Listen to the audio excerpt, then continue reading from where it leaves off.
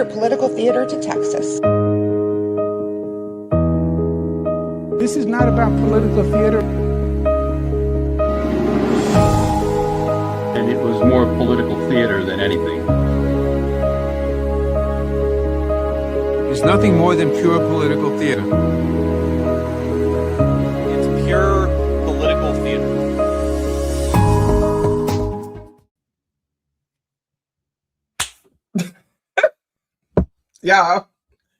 Y'all, listen, I'm not sure how I'm here right now. Y'all, I just woke up from like a 3-hour nap. Anyway, welcome. It is Friday the 13th, and you are live and in effect mode with Political Theater with Dr. T. I'm gonna tell y'all right now, we gonna figure this shit out as we go along. I pulled things together. I'm gonna say that. I did not do my docket today because let's refer to the 3-hour nap that I just took. That's one of the side effects of having the chronic illness that I have. When my iron runs really low, my body is constantly on E, and so there's no gas in the tank. So I am prone to take midday naps. However, when I get this job that we're all claiming, right? Everybody together, we're all claiming that I'm going to get this job, right? I will have health insurance, and then I'll be able to get the treatments that I need to get. And then your girl will be back, and she'll actually have a docket go through. All right, y'all, listen, it is political theater. I'm happy to see people coming in. Don't forget to hit that like button. Maybe I should put a banner up. We should. I'm just going to put a banner up. I'm going to put the allegedly banner up. Don't forget to hit that like button. If you are new here and you have not subscribed to my channel, please do. The subs matter. They matter. I want to have as many subscribers as I can get. Why not? How's everybody doing today? It is Freaky Friday. It is Friday the 13th. Horror girly that I am. After I'm done with this, I'm probably gonna, since I'm gonna be up because I took a 3-hour nap, probably gonna load up some horror films and get into it. Let's see, I have the camera in like extra 4D, so like you can like see my freckles. A lot of people don't know that I have freckles because either when I'm out, I'm usually wearing like, makeup or what have you, or whatever. I never get that close up, so now you can kind of see my freckles in 4D. All right, so one of the things I'm definitely going to get into. Oh, thank you, Dr. Hall. It's good to see you. It'd be nice if you come back on the show every now and then. But he's right. More subs mean monetization. So you guys like Dr. Hall. I bring a man onto the show, and then he doesn't participate anymore. And see, that's what happens when you bring men onto the show. This is a woman-centered place. Can't trust them. Can't rely on them. All right. So yeah, subs can lead to monetization. You guys know we're trying to get monetized here. Because this takes a lot of work, friends. I did not cancel Tuesdays, Dr. Hall. Just so people know, the reason I have not done the last 2 Tuesdays is because I'm teaching classes on Wednesdays. And if you've never done streaming, if you've never done these kinds of things, it can take a lot out of you. You have to prepare. You have to talk a lot. You have to keep things going. And so the back-to-back is a lot for me, especially since I'm working during the days. So that's why for Tuesdays for February, I not having the stream. However, you can join those workshops if you go to feministajones.com/BHM26. Can somebody write that so I can put it in the chat? Put it in the chat so I can put it on the screen. I have 2 classes left, so you can join those. All right, let's get into what's going on here. Now, here's the thing. I did save some stuff, so I'm not flying completely blind. I want to talk about. I want us today to get into the hearings around the Department of Justice, right? Pam Bondi has been in the hot seat And there's a couple of things from there that I want to share. I also want to talk about a little bit on the Epstein files, not too much on the Epstein files, because it's a lot, right? We've talked about it's a lot. And I've been seeing a lot of people posting, I always wondered when I would get to that point when I can't go on with the Epstein files. And a lot of people have reached that point. They've read something that has just been too much for them. And I haven't gotten to that point yet. And I think part of it is just because of the work that I've done pretty much my whole life, right? I am a retired social worker. I have to keep reminding people this. I spent 18 years in the social work field, right? I have long been an advocate and activist around issues like domestic violence, human trafficking, sexual assault and things like that. I've heard and seen a lot. You guys know when I talk about like the PORN for a while, for example, is because I'm studying it. Like I look into it. I'm always very curious about that. I read a lot of stuff around those studies. One of my mentors and somebody I consider a friend now does these studies, right? And so it's really important to understand, like when we talk about, and this, I just want to make this clear too, because I think that this is probably something that needs to be discussed a little bit more.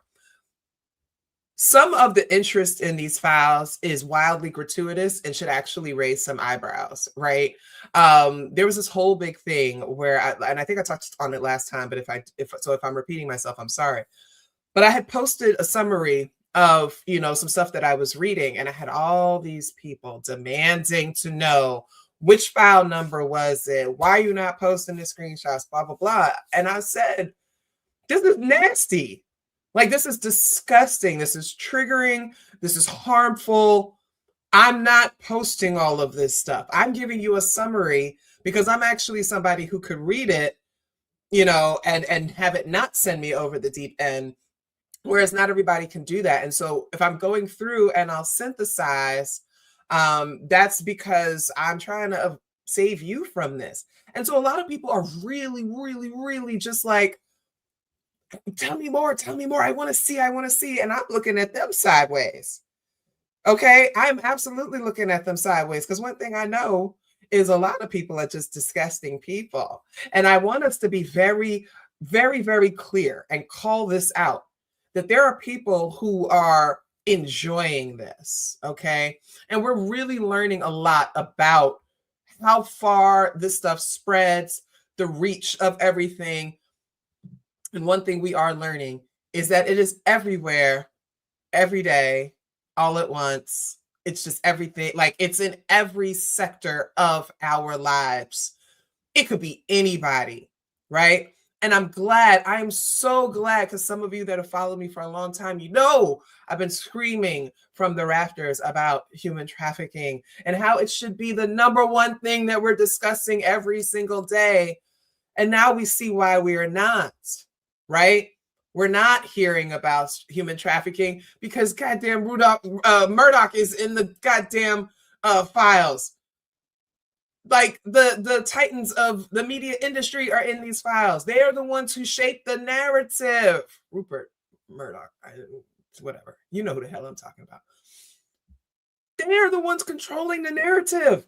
So if they're the ones participating and being involved in the big wigs and the leaders of these trafficking rings, they're not going to report on that like that. They'll give you a little bit. They'll give you the low level stuff. They'll give you the poor white guys. They'll give you the black guys for sure.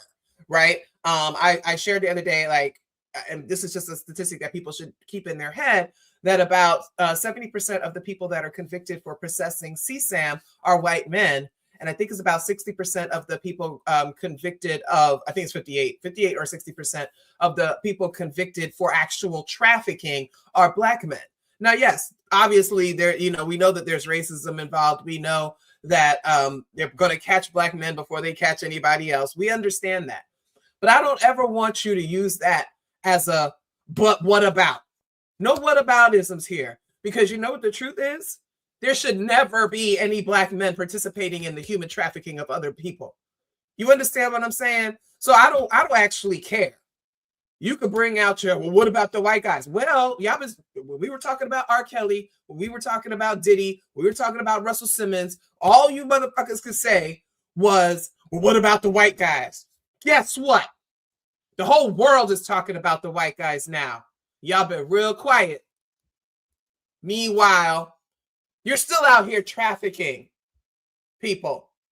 I read 3 cases just in the last 2 days alone of Black men in schools, part of schools, guidance counselors, basketball coach, teachers, raping children, grooming little girls. So you can't tell me nothing, bro. I don't care what you got to say about that. Nah, man, that ain't cool. And if you want me to be quiet about it, then you got the wrong person. Because somebody actually asked me this after all these years. You know, you always on your hate Black men agenda. I don't hate Black men. I love Black men more than they love themselves. I love Black men who have never been taught to love themselves or anybody else. Which is why I engage in the way that I do. I expect white men to be like this, right? I expect the savagery of whiteness to act exactly like this. Because these are the people who trafficked us, started with the Arabs, who are also throughout the files wealthy. The Arabs began trafficking Africans, and then they moved on to trafficking them to the Europeans, and they were getting involved in this whole thing. Go read about it. Go study some history. So you're talking about the people who have long been okay with buying and selling people for the purposes of labor, domestic labor, for sexual violence, for forced reproduction. Have we talked about the designer babies? Like, it's a lot. But I expect that. I expect the people who created this fake nation on stolen land by stealing people and trafficking them, I expect them to continue to do it. What I don't expect is descendants of the victims of that trafficking to then turn around and do it themselves. But one thing we do know, and as we are seeing in some of these files and in some of these conversations, is that a lot of people don't understand what can happen to people that have been abused in this way. And I know I'm going on a little bit, right? We'll get into some videos and stuff, but it's my show and I get to talk about what I want to talk about. I made a point the other day, and this is one I want to clearly articulate to a lot of people. So again, we're tired, provided all kinds of therapeutic support to people over the years. I've had people on my couches. I've been in these streets. I've advocated for people. I've had people share their deepest, darkest secrets with me. 45-minute to 55-minute time frame. Okay. One thing I know, and also as a survivor, although I've never done this, is that oftentimes a survivor of abuse or somebody who is actively enduring abuse will do anything to stop it from happening. And that can include bringing in other people or trying to find a way to force it onto other people so that they don't have to deal with it themselves. It becomes so overwhelming that they just want it to stop or at least be alleviated. And they begin to recognize in their abuser what it will take to get it to stop. And we do see that among children who have been kidnapped or that are trafficked, people that have been trafficked or stuff like that. So when people, because I want y'all to be very careful here, I'm starting to see some of the narratives turning. People are focusing more on the women involved and all these kinds of things. And yes, I expect white women, the foot soldiers of white patriarchy, to also be involved in this. Of course they are. They can also be sadistic, nasty motherfuckers too. But I'm starting to see people be like, well, what about the parents? And why did she go? Oh, look, she was once a victim. And then look in this email, she was getting girls for... We're not going to play stupid right now. We're just not. Okay, we are going to recognize that if somebody has been, first of all, because Epstein and Ghislaine and all of these handlers were going and getting girls who were coming from so-called broken homes. Okay. And that's around the world, because some of the emails were talking about, I found her at a hostel. She was staying here on the streets, whatever situation was. So let's be honest. They were out there finding people and the girls and teens who, many of whom were at their lowest. How do you think you got them to come and do these massages and work? They were looking for work. Foster kids, kids coming from abused homes, you know, all these kinds of things. So they find those people whose brains are already altered as a result of the trauma that they've experienced. They've groomed them. They folded them in to this disgusting trafficking ring, and then say, probably tell them, well, you know, you wouldn't have to do this if you would just go get us some more. Right? We'll give you extra money if you can find us somebody else, because you can only do 3 massages a day. And that's not a lot of money. But guess what? We'll give you an extra $200 if you go and get another girl to come on. Don't you have any friends? Right? And then you get locked in. And I want people to realize, like, it's not all hell, right? Of course, they're going to have those memories of the worst times and stuff like that. But I bet you in any good defense counsel will do this. They'll ask them, did you ever have any good times? Right? Did you ever get to go to travel somewhere you'd never been before? Did you ever have elaborate dinners? Did you have a good time? Did you make a best friend? That's how they spin that, right? Because it's also true, right? We also have to think about the victims who wouldn't leave because they didn't want to leave anybody behind. We have to think about those survivors and those types of victims who stay in abusive situations because they're protecting someone else, maybe someone smaller, maybe someone younger, maybe someone weaker, right? These are the things we have to think about. And the more we see how elaborate this web ring or what this ring was, the more we see how much this reaches and expands across the world, that they targeted specific types. And I probably will save this for next week, but you all have to understand that probably the worst part of all of this, and I don't even like to compare. I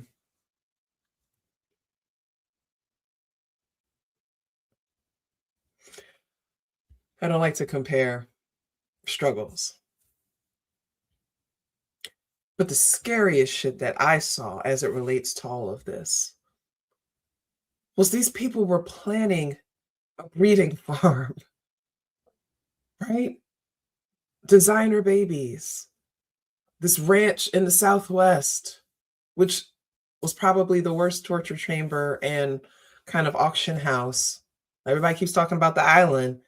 And then you talk about the Zorro Ranch. But anyway, planning to breed babies. Elon Musk wanted to do it because he thought it was, a better way to populate the world with his sperm.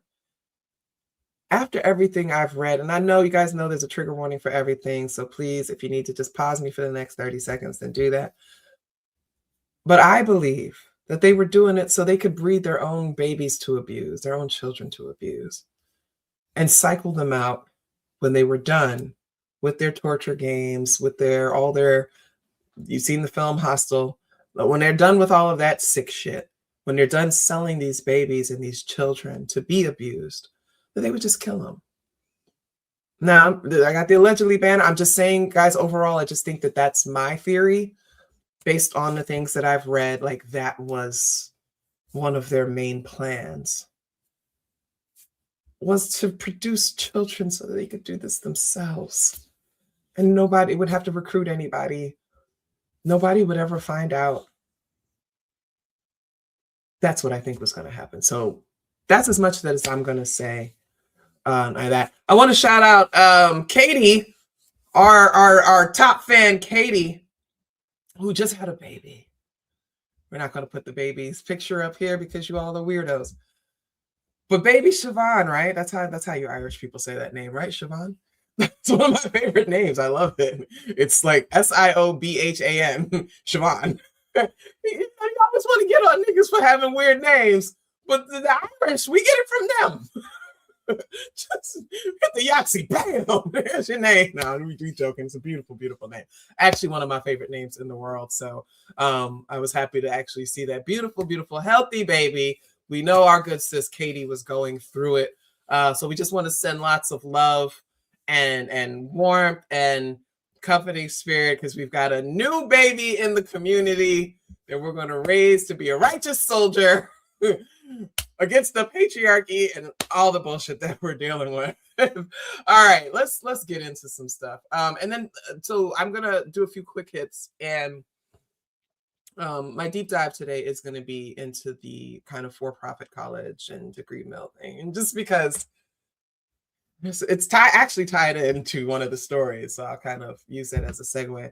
But yeah, y'all see me talk about it all the time. I'm a broken record when it comes to this stuff. Somebody asking for the pic. I just said I'm not showing the picture because y'all are crazy. Again, why you don't need to be asking to see a picture of a baby. I'm just gonna put it out there. We don't need to you don't need to deceive the strangers, baby. We need to stop putting babies online. Actually, I've been saying this with AI and people using AI to manipulate videos and things like that. I love you, Katie, but don't ever post a picture of that baby's face again. That's some tough love there. I love you. All right. Let's get into some stuff. All right. So one of the big stories has been about Lex Wexner, right? Let's pull up. Oh, let's see. Let's pull up. Lex Wexner, billionaire mogul,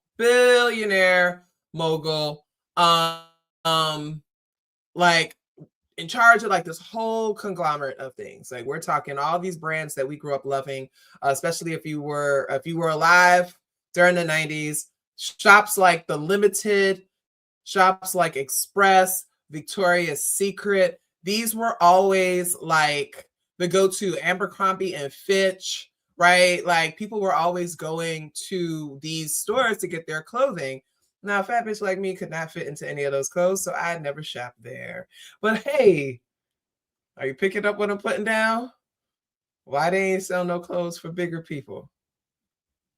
Why were there stores like called 579 where those are only sizes you could get? Anyway. Used to be Victoria's Secret. Victoria's Secret got bought out. Used to be Bath and Body Works. My heart, that Denzel meme when I saw Bath and Body Works, I was like, oh.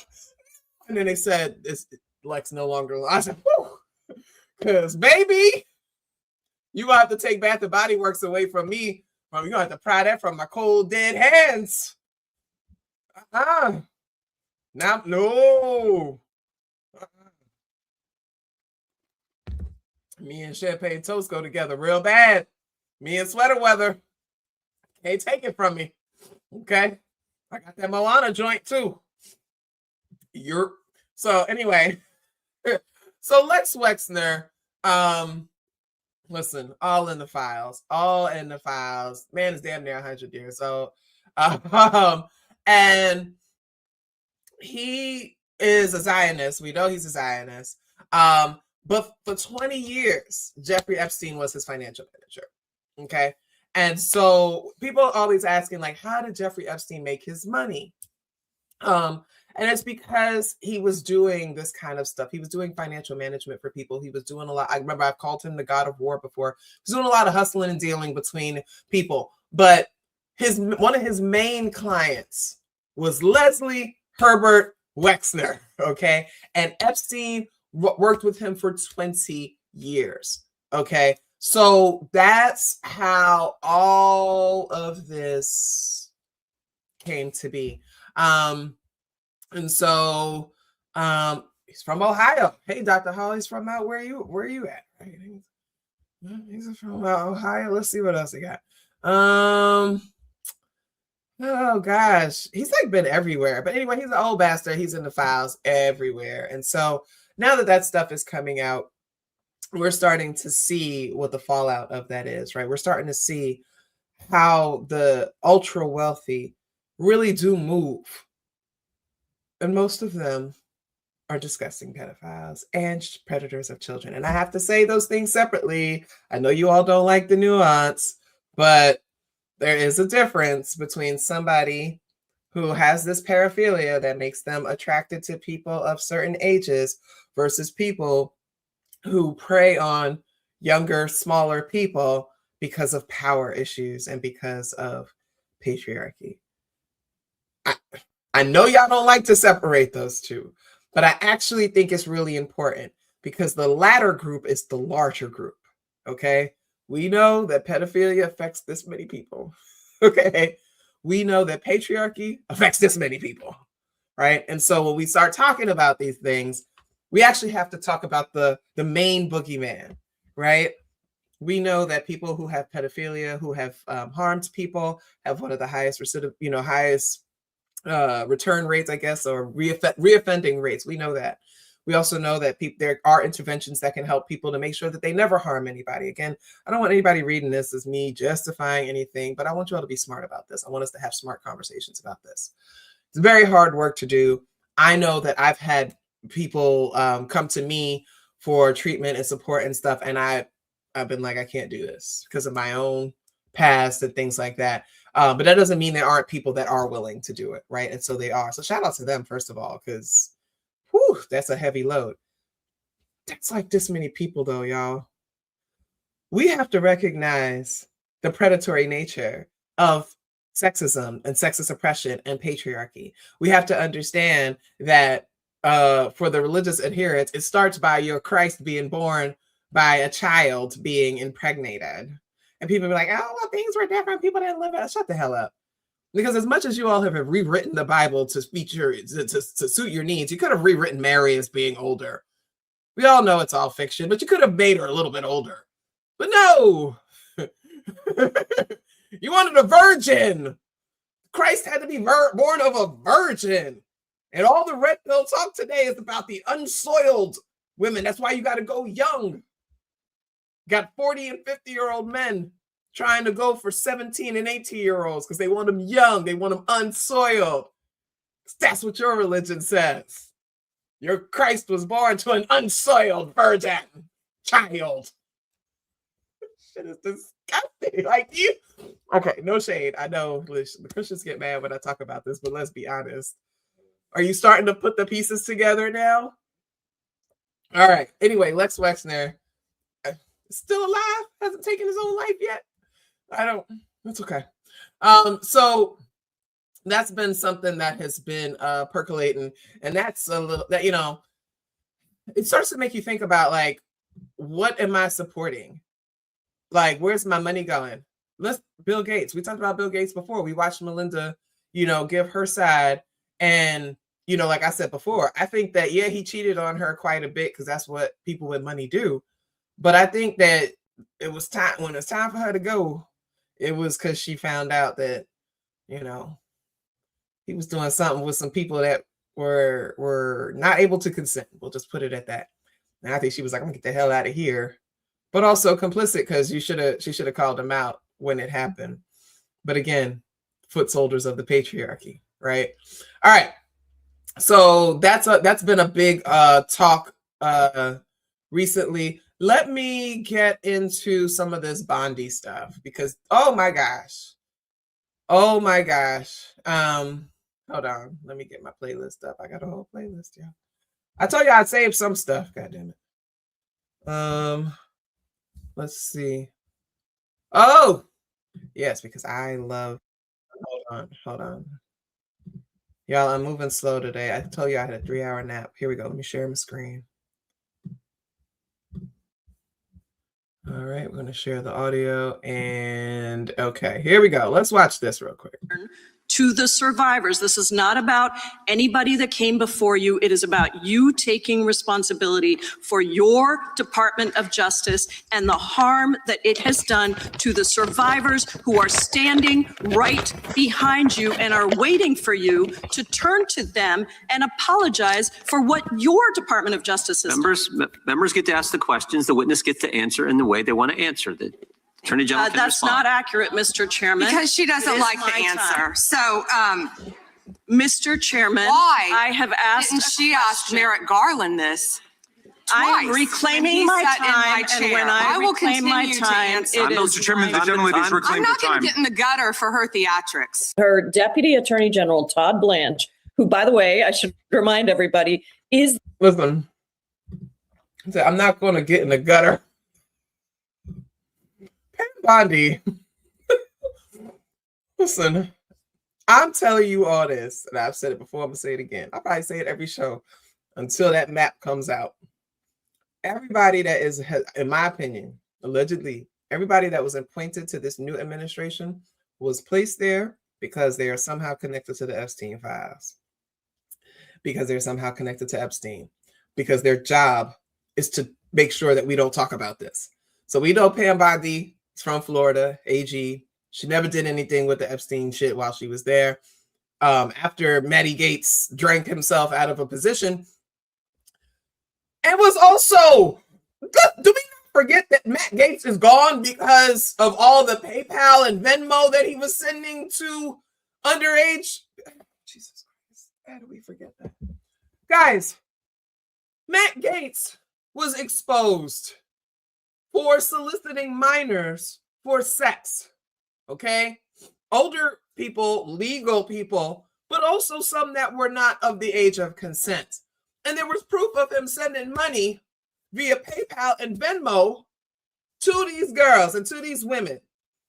That came out. So we already know he's involved, right? Because I'm saying, allegedly, that Trump's administration was handpicked because of their ties to Epstein.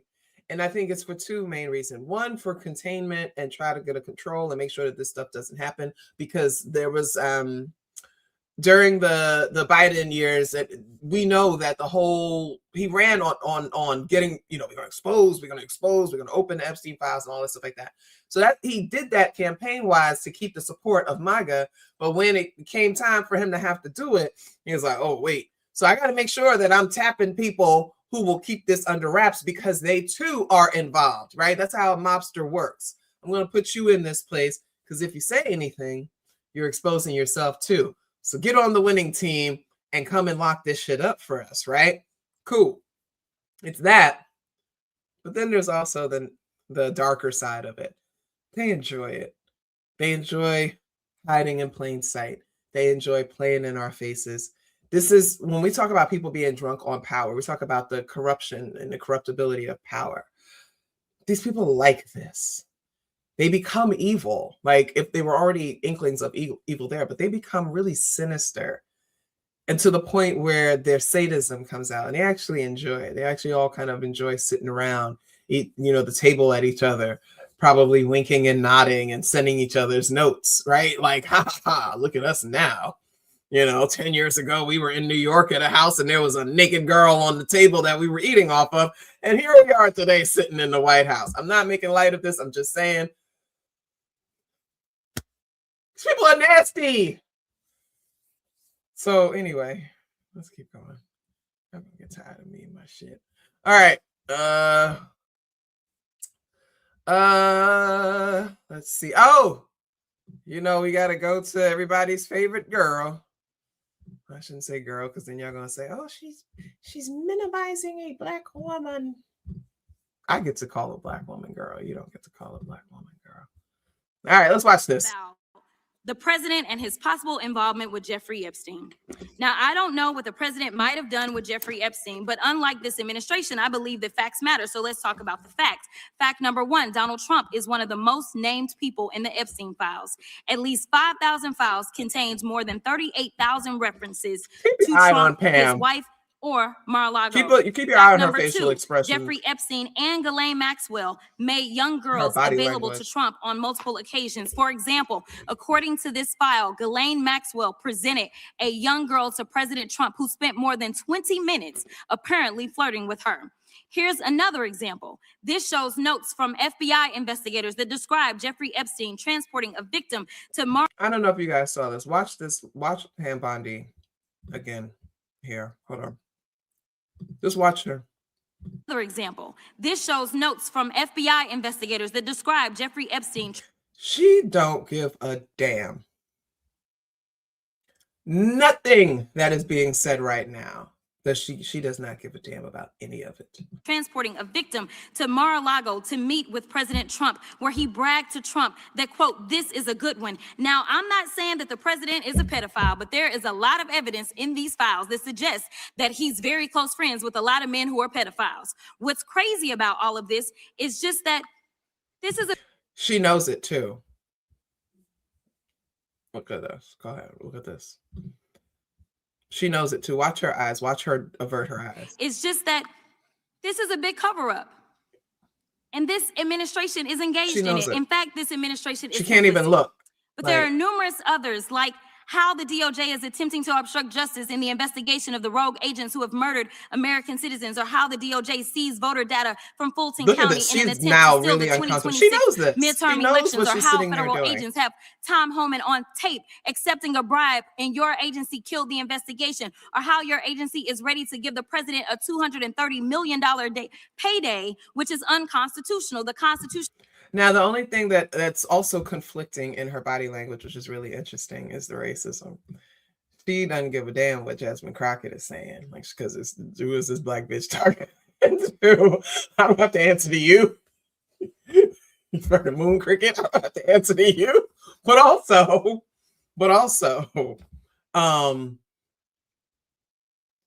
she knows all of this is true, right? So she's got to sit there. Oh, wait, somebody said what? You said it's gotten them out of trouble before even go, yeah. No, I heard that too. They all do. Again, this is all cronyism. This is all nepotism. It's all a system. They're all in on this together. And while we may focus on the conservatives, we know good and goddamn well that it wasn't just them. It's a whole bunch. They're all nasty. They're all disgusting. So I just wanted to bring up my man Neguse, because his last name means king, and that's pretty awesome. Just fun fact about the name. So the name Neguse is actually has origins in Ethiopia, and it does mean king or ruler, right? It is also a common name among Black people around the world, right? Because we are the original people. I had to put it out there. All right, let's watch this real quick. 6 days ago, you posted online, quote, if you come for law enforcement, the Trump administration will come for you. Also, I know this is very petty, but I want you to look at Pam Bondi's hair. She wears extensions. I don't know if you guys could see the gaps and stuff. She wears extensions. Okay, anyway, just keep going. End quote. I want to show you just a brief video. It's about 30 seconds, and I'll ask you a couple questions about it. You guys are disgusting, man. Hey, you guys are disgusting. I'm former law enforcement. You're disgusting. You are the Nazi. You are the Gestapo. You can't see it because you're chasing your pension, right? Pension. Your retirement, right? That's what runs your life, your retirement. The sad thing is they're not even going to get their pension because it's going to be your fault. And shame on you. Shame on you. Shame on you.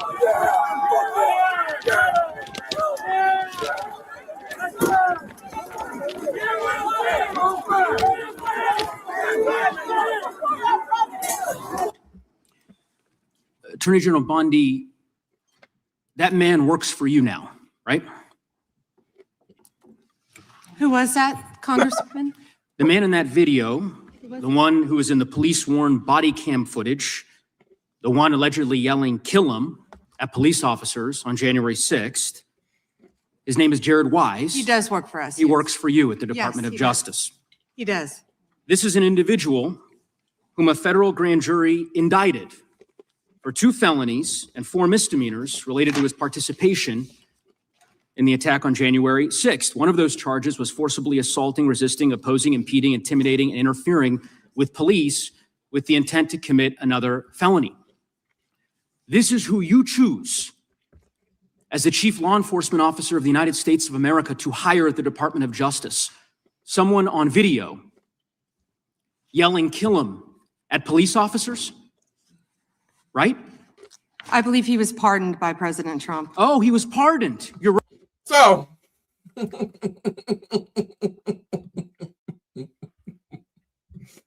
she don't give a damn. I'm sorry. It's not funny, but it is funny. The things that they are allowed to get away with, guys. Like, what? She didn't even make eye contact. She doesn't like make eye contact with Black people. I've also noticed too. So, deeply racist woman. She was like, yeah, he was pardoned by Trump. That's it. They don't care. They don't care. And the focus that they have right now is they know that the time is limited. We're in February. The midterms are coming up. They're scared, right? They know that once the midterms come, there's probably going to be a blue wave. They're going to lose a lot of power in a lot of places, and they're not going to be able to fully implement all of the things that they've been trying to steamroll through. That's why they're actually moving really fast and furious. That's why the Epstein files is really inconvenient right now. They don't care about it, but it's actually inconvenient because it's distracting, right, from their true agenda. And this is the second time, if I'm at the Heritage Foundation, I'm like, God damn it, not again. You fumbled the first time with the whole COVID thing, right? You fumbled COVID because COVID actually didn't have to spread in the United States the way it did had Donald Trump handled it. And if he had handled it the way even Obama or Biden would have handled it, we wouldn't have lost as many people, number one, but it would have been under control. And if I'm in the Heritage Foundation, I'm like, we could have gotten a lot of this stuff done back then, right? So he fumbled it the first time. This time they had to come in, put him back in, right? Because they're like, he's already got the momentum of the people. Fine. We don't like him. He's a loose cannon. We can't control him much. We got to put him back in to get the people on board. Now, listen, while there may be a few people from the Heritage Foundation who might be involved in the files, I'm going to say this. I'm never going to say this again, so pay attention. The Heritage Foundation don't like this. This is going to sound crazy, y'all. Just rock with me on this. The Heritage Foundation is ultimately rooted in Christianity, right? As conservative as they are, as eyebrow-raising as some of their ideas are, they're not stumping for the ultra-wealthy, who most of whom are atheists or deists or, not really about that anyway. They're not actually trying to protect them, right? The Heritage Foundation is more like Jesus is Jesus is Jesus. And this stuff for them is an embarrassment. All these like evangelical preachers that get popped for this stuff. Remember I told you the people at the Heritage Foundation are not stupid. These are smart people. They're probably all sitting back, you fucking white trash bastards. You're ruining everything, you nasty fuck. That's how I imagine the folks at the Heritage Foundation are just like, God damn.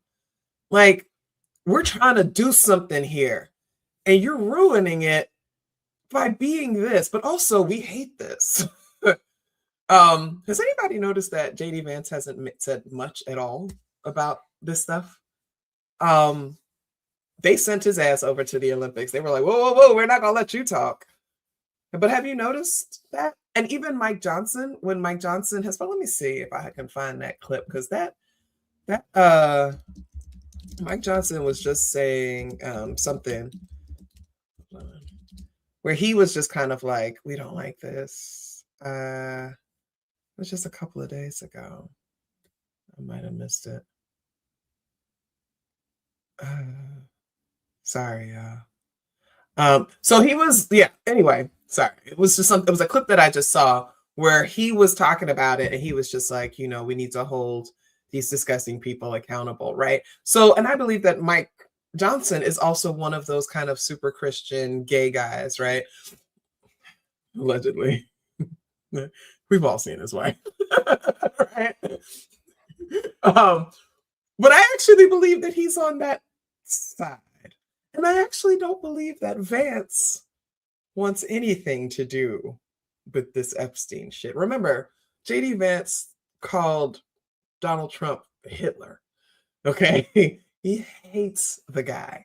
Hold on one second. Let me put the comments on stage, and because I don't know what's happening with the chat. Are y'all being quiet, or is the chat just not loading for me? I hate everything. Anyway, so I just want you to notice that we haven't heard much from JD Vance about any of this lately. He's been rather quiet. He's just biding his time, right? Remember I said he was put there. That's who the Heritage Foundation was. And it's also who the techno people want, right? The techno folks want that. Well, I don't know. Heritage might not actually like JD Vance because of that whole like Catholic cult thing. But ultimately, at the end of the day, the Heritage Foundation does not want Donald Trump and this whole nasty thing going on. They don't. That's not their agenda. Their agenda is to make sure that women stay their asses in the home and make more babies. Their agenda is to marry people when they're young adults, stop women from going to college. Okay? That's what they want. They're not supporting the rape and torture of babies. They're just not. And so that's where I think we're starting to see the shakedown. That's where I think we're starting to see, I should say, the breakdown of communications between all these different entities. They were not banking on all of this actually getting out. And now it is. And so, again, if I'm at the Heritage Foundation, I'm like, God damn it. We were this close. We were so close. All those executive orders coming down that have been constantly shot down. We got the abortion thing. That damn same-sex marriage was right on deck. Then we was going to come for interracial marriage. They were so close. I don't know why my chat's not showing, guys. Can everybody just put a 1 in the chat just so I can try to see if I can get this to go? I don't know why it's not going. I can't see what you guys are saying. They hate me. I don't know why. StreamYard has been doing some weird stuff lately. Let me remove myself and then come back. Hold on. Does that work? It doesn't work. Well, I don't know what's going on. Anyway, I'm going to keep going. Y'all can see each other's chats. I can see y'all. Like, I hate it. Okay, anyway. I feel so lonely. Okay. What else do we have going on? Okay. So a senator from Ohio, let me open this up. Senator took a key donation from Epstein friend before the vote. Let me close this. I don't know what that is. What just happened? No, go back. Okay, let me share this with you all because this is some stuff here. I have no idea why they're not letting me do the chat. Okay. There we go. I see you guys. Thank you so much. You're back. I see you. All right. So John Husted accepted thousands of dollars in donations from one of Jeffrey Epstein's alleged co-conspirators before voting against releasing the Department of Justice files on the alleged sex trafficker. And this is where the Les Wexner thing came in. They said as long as he's been in office, he's accepted money from Les Wexner, the former CEO of Victoria's Secrets and all that kind of stuff like that. So they said he got $3,500 as recently as July, only 2 months before he voted to block the release of the Epstein files. In November, Husted voted against, he voiced opposition to releasing the files, but days later, the Epstein Files Transparency Act was passed. He wasn't the only one that accepted money. Wexner apparently gave out $250,000 to donations to Republican candidates in the last year, especially ones in the home state of Ohio.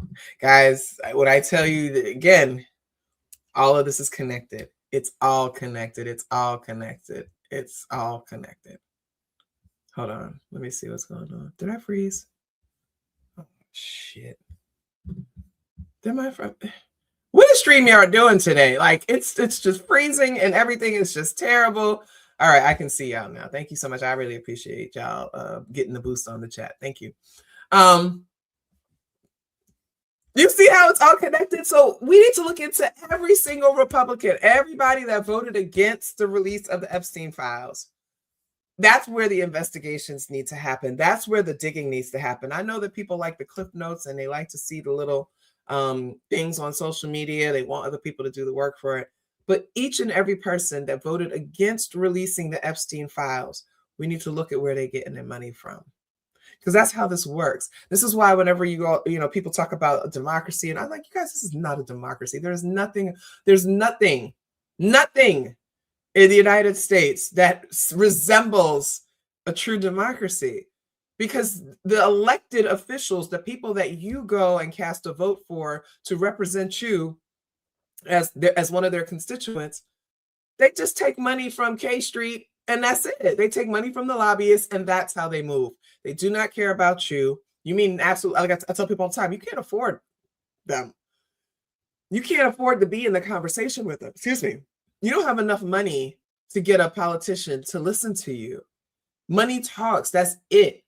So you want them to do something, you got to offer them money. That's how it works. And that's across the aisle. That's across the board. Don't think that it's just corruption on the Republican side. Absolutely not.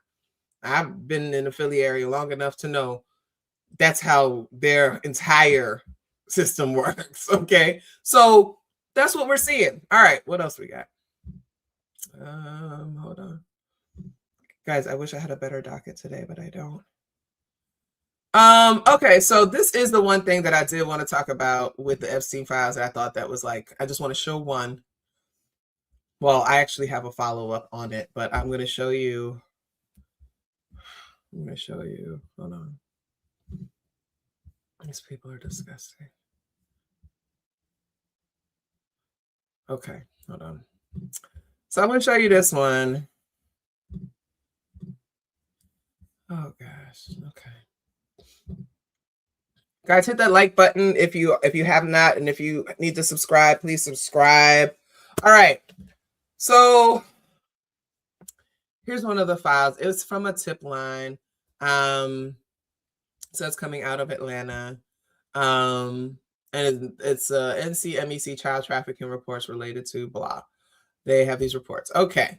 Submitted on March 9th, 2021, reported child sex trafficking. Information was submitted that blah, Gainesville, Georgia was using block identity and may have obtained custody of a child using another child's birth certificate and identity. So I just want to pause right there in case people are not aware that a lot of children who are kidnapped, they're able to change their identities and have them swap with another child. Either a child is deceased and they're able to get that deceased child information, or they have kidnapped and possibly killed that other child and they're using it for a new child that they have either purchased or kidnapped or stolen. Okay, when you realize just how widespread the abuse and trafficking of children is, not only in this country, but in the world, it does become incredibly overwhelming. It's like, who would do this to children? A lot of people, right? Okay, so they identified 2 additional similar child sex trafficking reports that appeared to be reported by the same person. All 3 reports had similar reported information and were submitted from IP addresses located in Tampa, Florida. On October 31st, 2019, it was by phone number reported the use of cyber torture to gain access to her personal thoughts to find and take children. So this kind of suggests that the person may be dealing with psychiatric things. Said she was kidnapped in the Bermuda Triangle, had mental illness, and people were using time travel to steal from her. Such and such Young was identified as the culprit. I don't understand that redaction. That's very weird. Another one submitted in 2020 reported that Epstein's group was still active and blank was the ringleader. Okay. And so here's the thing, right? When you see instances of, possible psychiatric disability, possible delusions and things like that, could be a person living with, schizophrenia or things like that. Could also be somebody so completely traumatized that their brain is fried. Could be both, right? So here's what, and so again, we kind of take these things, I don't want to say with a grain of salt, because I don't like saying that because it's not necessarily the case. So anyway, here's the unredacted version of that. And I'm going to share this with you. All right. So there's a Catherine D. The name was covered before. I don't, it's whatever, child sex. Additional information. Epstein's private group is still active and Jennifer D. Young is the ringleader. Remember I was talking about why was the Young that was there? Who was Destiny in Tampa, Florida, right? And then this one says such and such and such. The reported Epstein groups was still active and the US president was the ringleader. So there's two things here. So what do we believe? We don't know. I'm just saying that there's a lot of talk going on that this is still actually going on. So I don't know. Everything is allegedly. We don't, I even put my tinfoil hat on. God damn, I'm slacking. Everything is alleged, but the one thing I believe out of all of that is that this still very much is going on, and that there are a lot of people right now who are really scared because it is still going on. And I think they're scared of being caught, but I also think that they're more scared of losing access to being able to do what they've been doing all these years because they're all disgusting, vile perverts. Okay. All right. What time is it? All right. I want to transition because I want to get into my deep dive a little bit. All right. So Donald Trump, hold on. Let me open this article real quick, y'all. Sorry, I'm not necessarily on my game today, y'all. Just 3-hour nap. So where did I put it? Oh, hold on 1 second. Sure. Uh-oh. Wait, hold on. Guys, give me a second. Trump.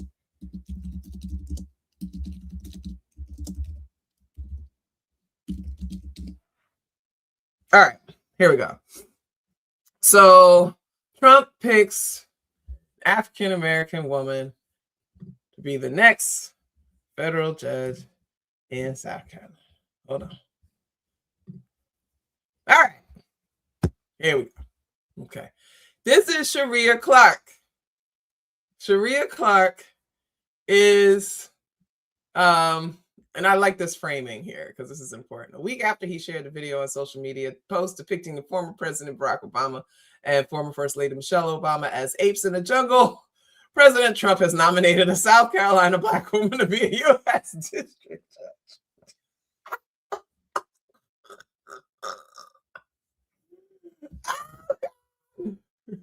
Sorry. Get no better than that. Are you kidding me? This is the shit that SNL is made of. Hold on. But let's dive a little bit deeper into our good sis here. Let's see. Here we go. Gotta share this. Let's share the LinkedIn. Hey, it's public access. Here we go.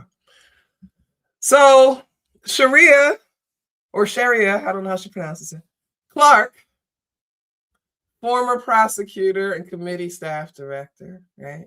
Here's a little LinkedIn. So I just want to say that a month ago, literally a month ago, she made partner at Nelson Mullins, Riley, and Scarborough. Okay. So in Greenville, she's representing them in Greenville, and she made partner last month. Okay. So that's really interesting. So she's been there since June of 2024. Before that, she was assistant United States attorney. And she was doing that from January 2021 to June 2024. Okay. She's done this work before, but here's the interesting part, folks. She got her undergrad degree at Liberty University. Yay! Okay, guys. Hold on one second. Because here's what Liberty University is doing. They're training champions for Christ with over 700 programs of study and a gifted faculty. Liberty will equip you with the skills you need to enter the job market. Learn how to impact your culture as a champion for Christ. God damn it. We need some warriors in Jericho to play the horns and circle 7 times and bring down the walls. Guys.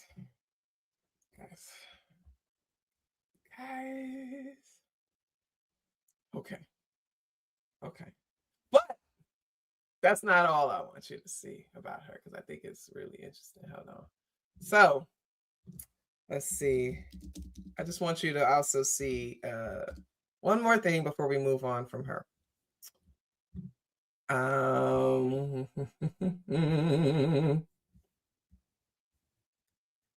All right. I want you to see what her practice areas are. None of this is coincidental, right? Commercial litigation and business torts, white collar defense and government investigations, congressional oversight investigations, litigation, white collar healthcare fraud, compliance, and litigation. Guys,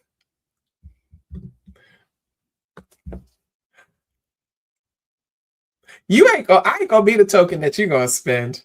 Now, our good sis probably been working her whole life towards being somebody.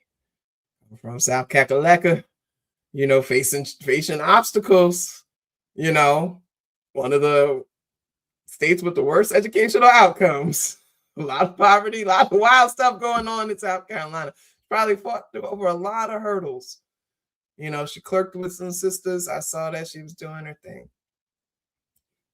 Then she went to Liberty University. So, you can't always assume that because somebody goes to Liberty that they are conservative Christian. Okay, you can't do that for the grad programs. That's one of the biggest scams in higher education history. I'm going to give you the breakdown in a second. But for undergrad, I'm going to kind of assume that you probably align with the vision and values of Liberty University. Now, for those who don't know, I want to remind you that Liberty University is on the board of advisors for Project 2025. And one of the things in the education section of Project 2025 is that they want to loosen the restrictions on these for-profit schools and these Christian schools and things like that, religious-based schools. They feel that they face too many restrictions when it comes to accreditation.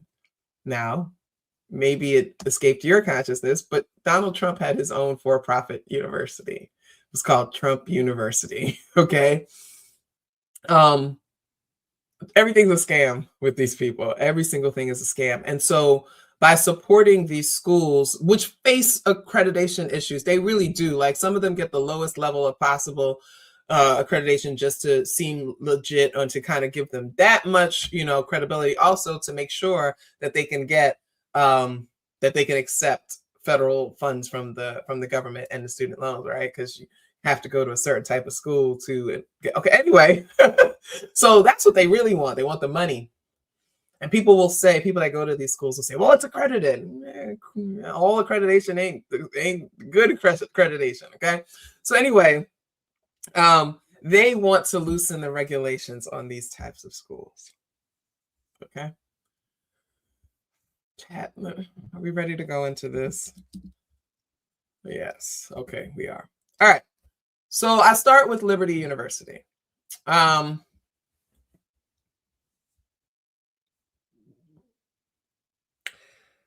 Many years ago, Jerry Falwell. Now, those of you that grew up the time that I did, you know damn well who Jerry Falwell is. Let's see, he was an American pastor and evangelist. Let me see if I can pull up one of his pictures. Hold on. Because we got to see. Here we go. I'll share this with you all. Jerry Falwell. Right? Televangelist. That's what I'm going to call him, right? Lynchburg, Virginia. All right. Founding pastor of Thomas Road Baptist Church. It's a mega church. Okay. That's all you need to know is mega church. They're all the same. All these mega church people are the same. Every single one of them. I don't care what race you are, what gender you are. You're all the same. You're all fucking scammers. But anyway, Jerry Falwell, Liberty University, or Liberty College, I believe it was first. I could be wrong.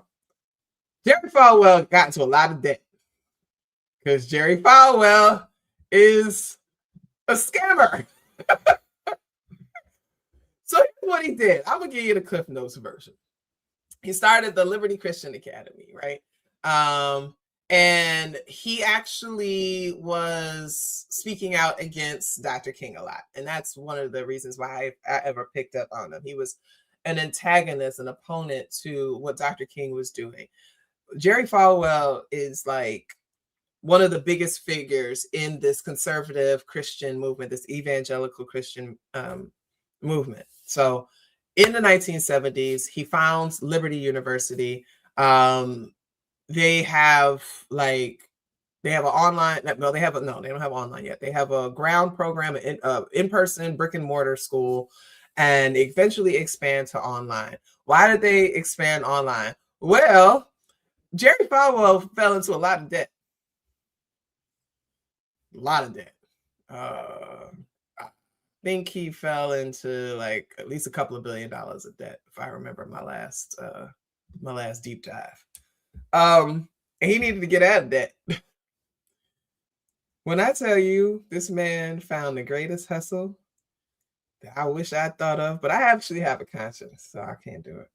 He created this online distance learning arm of Liberty University to be able to expand and get money from the government. What he was able to do was market to veterans in the military, right, who get a GI Bill. The GI Bill, can pay for people's college and things like that. And because military folks are often moving around a lot, deployed, don't have a lot of stability, it's very difficult for them to go to their local college, maybe their community college or like their local state school or anything. Like they could apply and you could live in Philadelphia and be like, oh, I want to go to, University of Pennsylvania. I can't because I might get deployed in, a few months, right? So distance learning becomes huge for people in the military, active service people, things like that. He's not the only one to do this. I'm just using them as an example. So he realizes that he can get the GI Bills to be redirected to him and his school. He also realizes that other people will also want to do this, right? People who want to go to school at distance. Now, let's be clear. Distance learning is not new. It has been a thing for a long, long time. A lot of people used to get their degrees on, not online, but like through distance learning. They would send them textbooks. They'd have all the stuff that they'd have to do. It'd have to be reviewed. Distance learning has long been a thing. And so I'm not speaking against distance learning. I'm actually not speaking against online learning or learning virtually or, that kind of thing. I'm not speaking on that. He creates a way to scam the government into giving him billions of dollars by way of federal student loans and the GI Bill. They began targeting, I should say marketing to, evangelical Christians. Now, my people, Carter G. Woodson told us this was going to be part of our downfall, but here we are. I actually get upset when I think about this stuff. This is why I'm so passionate about it. This is why you guys see me talking about it so much. Our people are being hustled, right? They are preying on our insecurity and our need for respectability. They are preying on the fact that we are systematically disenfranchised from educational opportunities from birth, right? They know that most of us are really ignorant about a lot of these things. I'm not saying ignorant in the pejorative way. I'm saying ignorant as in we don't know what we don't know, right? Probably one of the biggest indicators that somebody will go to college is that they have a parent that went to college, right?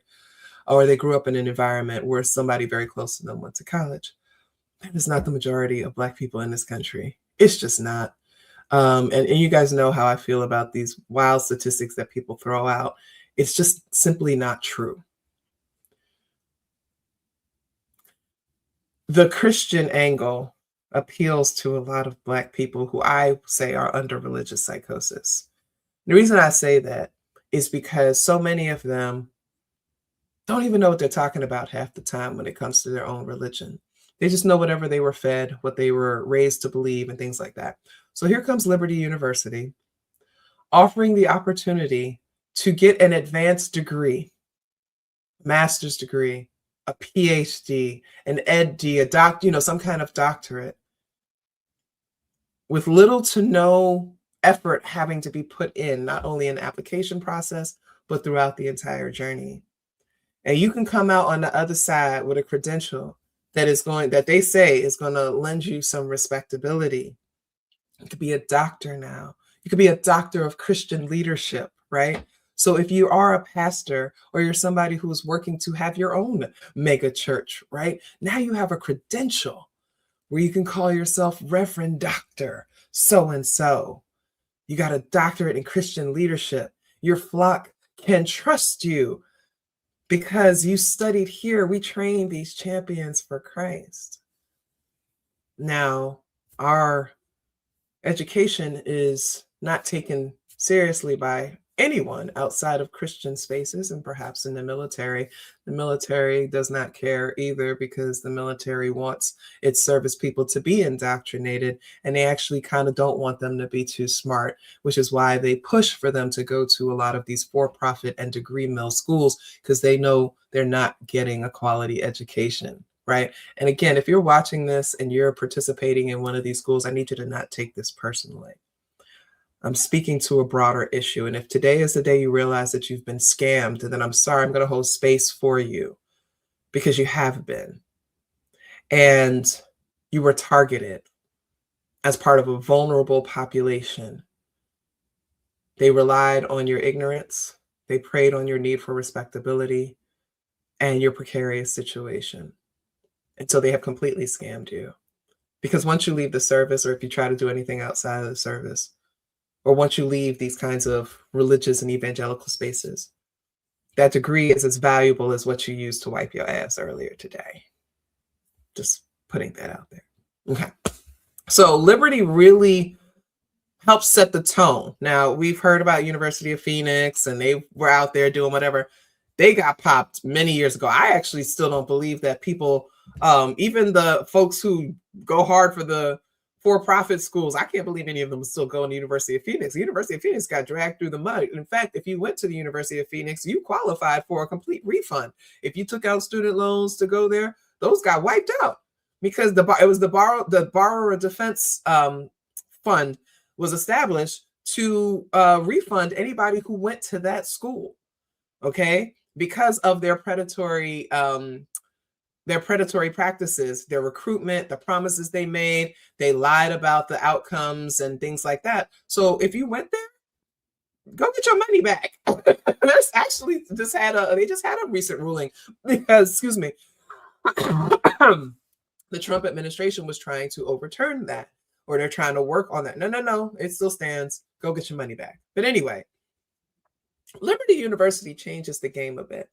Reason why is because Liberty is actually an on-the-ground brick-and-mortar school. It's not just solely online. So that lends some credibility to people that are like, no, it's a real campus. It's undergrads and things like that. Never mind that they've covered up for racism, sexual assault, homophobia, and all these other things. It's a real school, guys. They got like 100,000 online students. Okay. And people go, they get their student loans, they max out their graduate loans. People can get like the whole conversation that was just happened when people were saying about declassifying things as professional degrees and stuff. It was really only related to the amount of loans that you could take out. They want to cap the amount of loans that you could take out. So capping your loans at $100,000, kind of limits some people, but it definitely limits if you're going to a lot of these for-profit schools, because a lot of these people were going into like $150,000 in debt just to get a doctorate, right? So now that that's capped, whatever, but still, you can still take out $100,000 and you can hand it over to the Falwell family. Okay.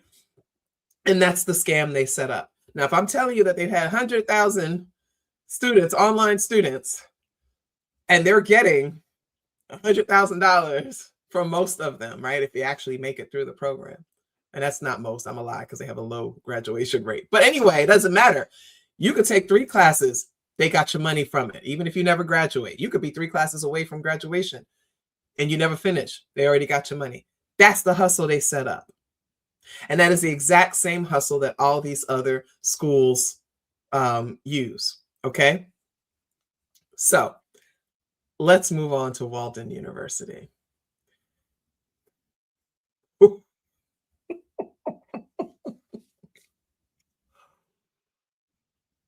You ever see an Aries get upset and they just laugh because they want to beat somebody's ass? This is what Walden University does to me.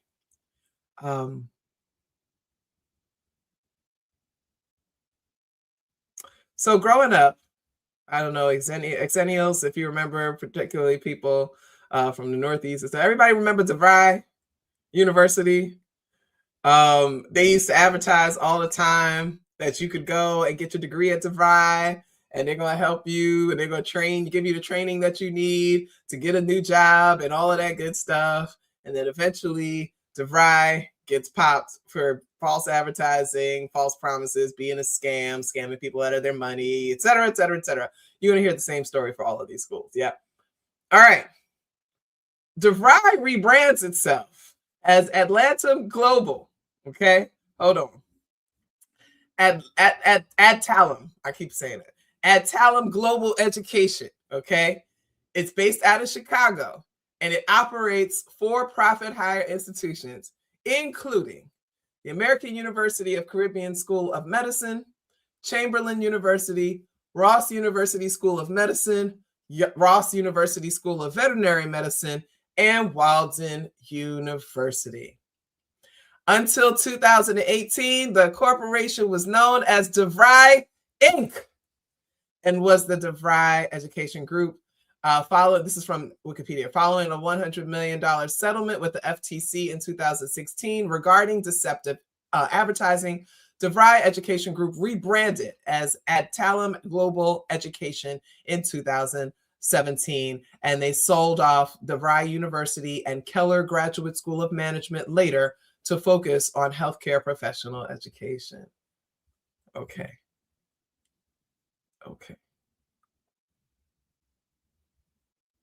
Walden is DeVry. Okay. It's DeVry. But let's keep talking. Okay. So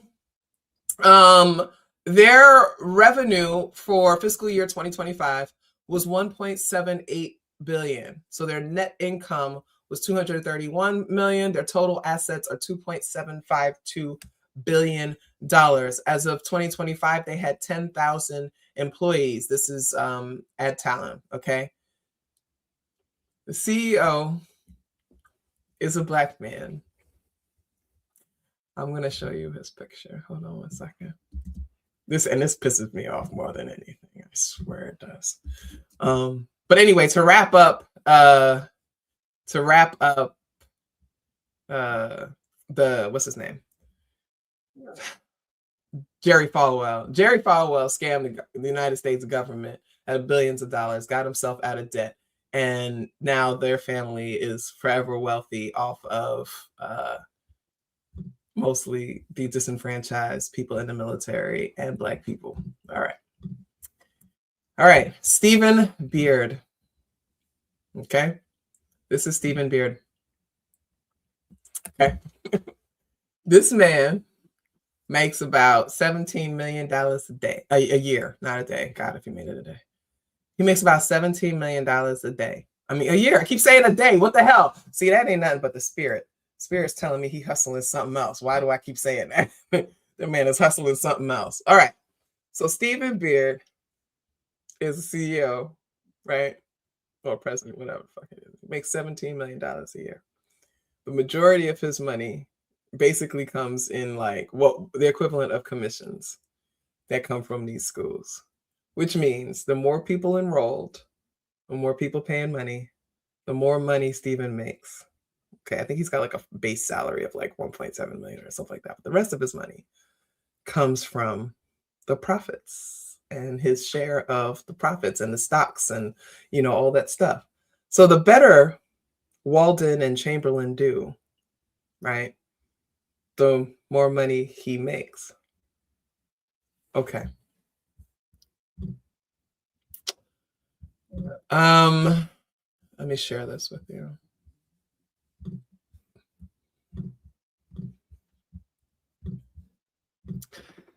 Landmark settlement reached in a class action lawsuit against Walden University over targeting Black and female students with false advertising. Okay.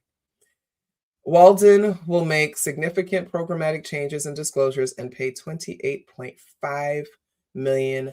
And this was back then. It was agreed upon, so they were able to do that. $28.5 million in a settlement because it was found that Walden University, led by a Black man, intentionally targeted primarily Black women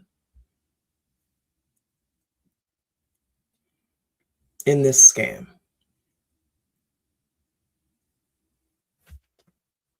Let's keep going.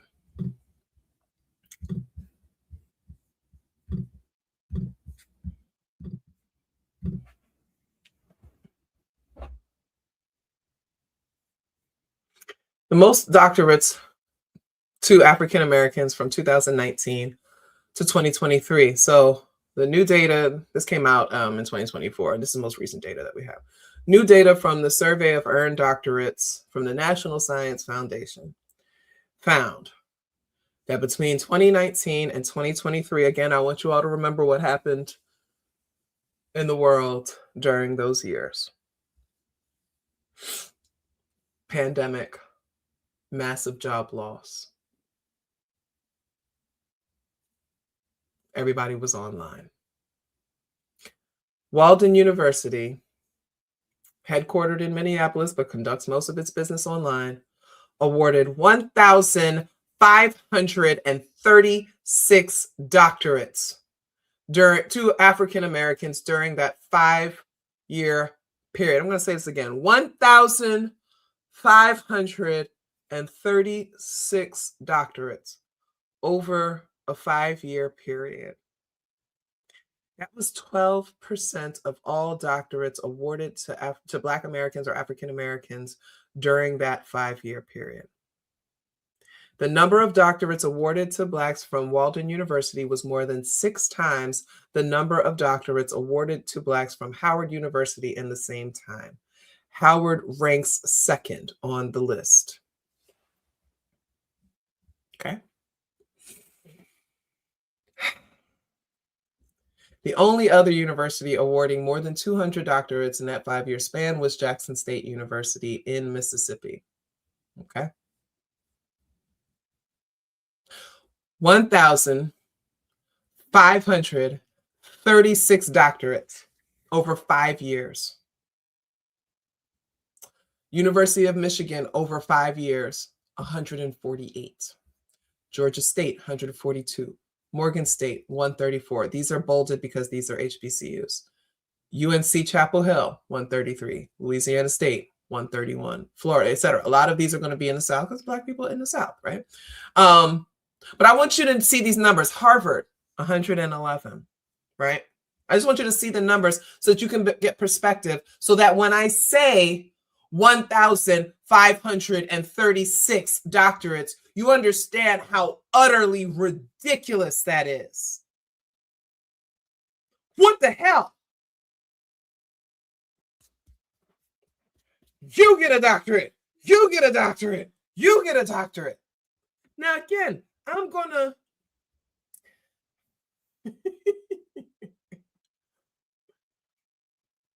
because I get accused of being elitist as I stare at my multiple degrees on my wall.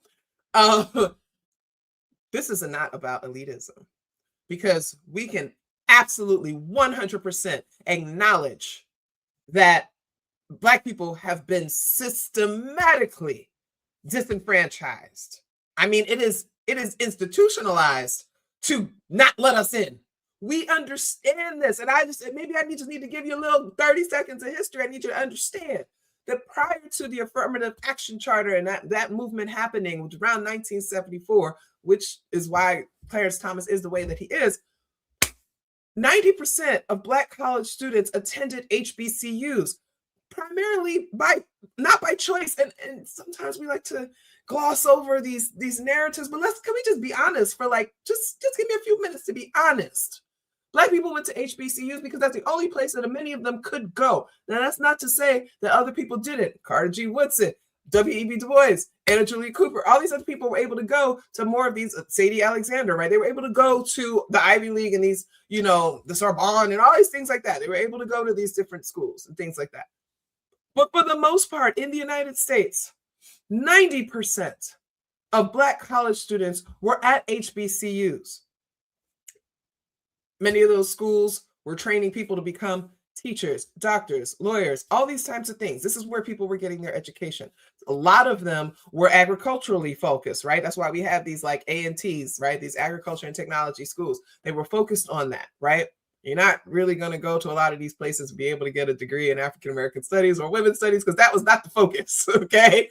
So that's what was happening. Then everything changes with affirmative action.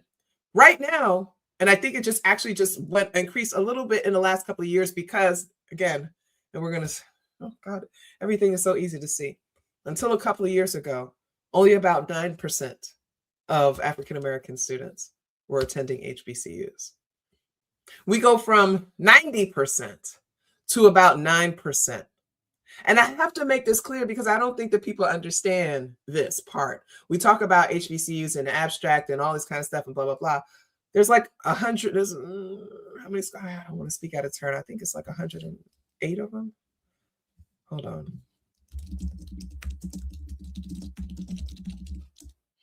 It's 107. Okay, I was close. See, I be having these numbers. It's 107 HBCUs, historically Black college and university, right?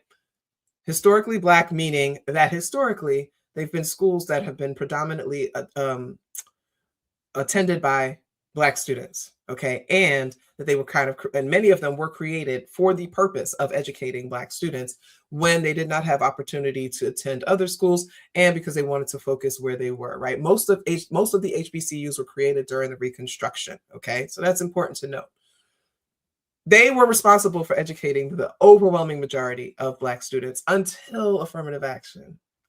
Now, and I think it's up to 11% now, which is, again, we're seeing the pendulum switch because, again, they got rid of the thing that was helping ensure that Black people could attend these other schools. So now that they got rid of it, we're starting to see things go back up, right?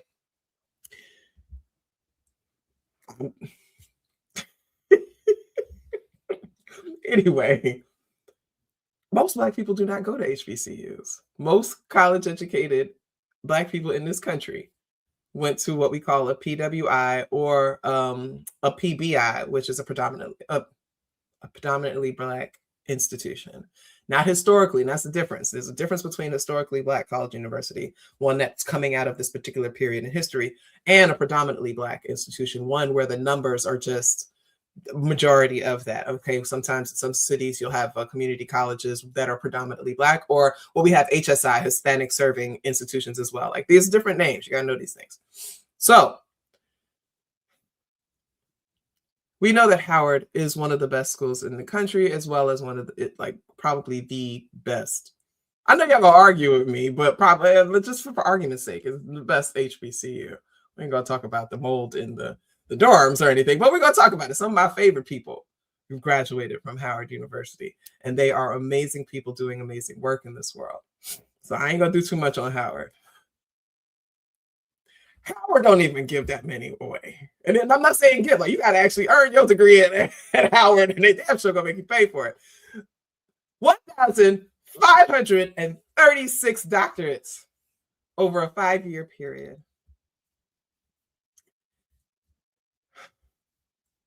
Guys. But if you ask them about it, if you talk to people about it, they will defend that school until they die.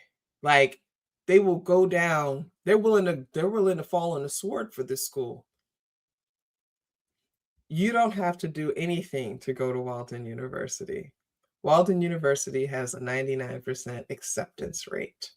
That means it's open access. Anybody can go. There's no real admissions process. You don't have to do much of anything. Just sign up and pay a deposit. Okay. So for those of you who are familiar with the PhD process, you actually have to apply to schools. Most of the time you have to take the GRE, which some schools have gotten flexible with in terms of the standardized test. But I do know that you increase your chances of getting funding when you take the GRE and when you do well on the GRE, right? You have to get letters of recommendations. You have to submit your old transcripts. You have to do all these kinds. You have to write a personal statement. A lot of schools you have to go and interview, right? It's the process. There's a reason only 2% of people in this country has a PhD, right? And a part of that is, classism and access and things like that. But fundamentally, it's a pretty rigorous process to get into a decent school.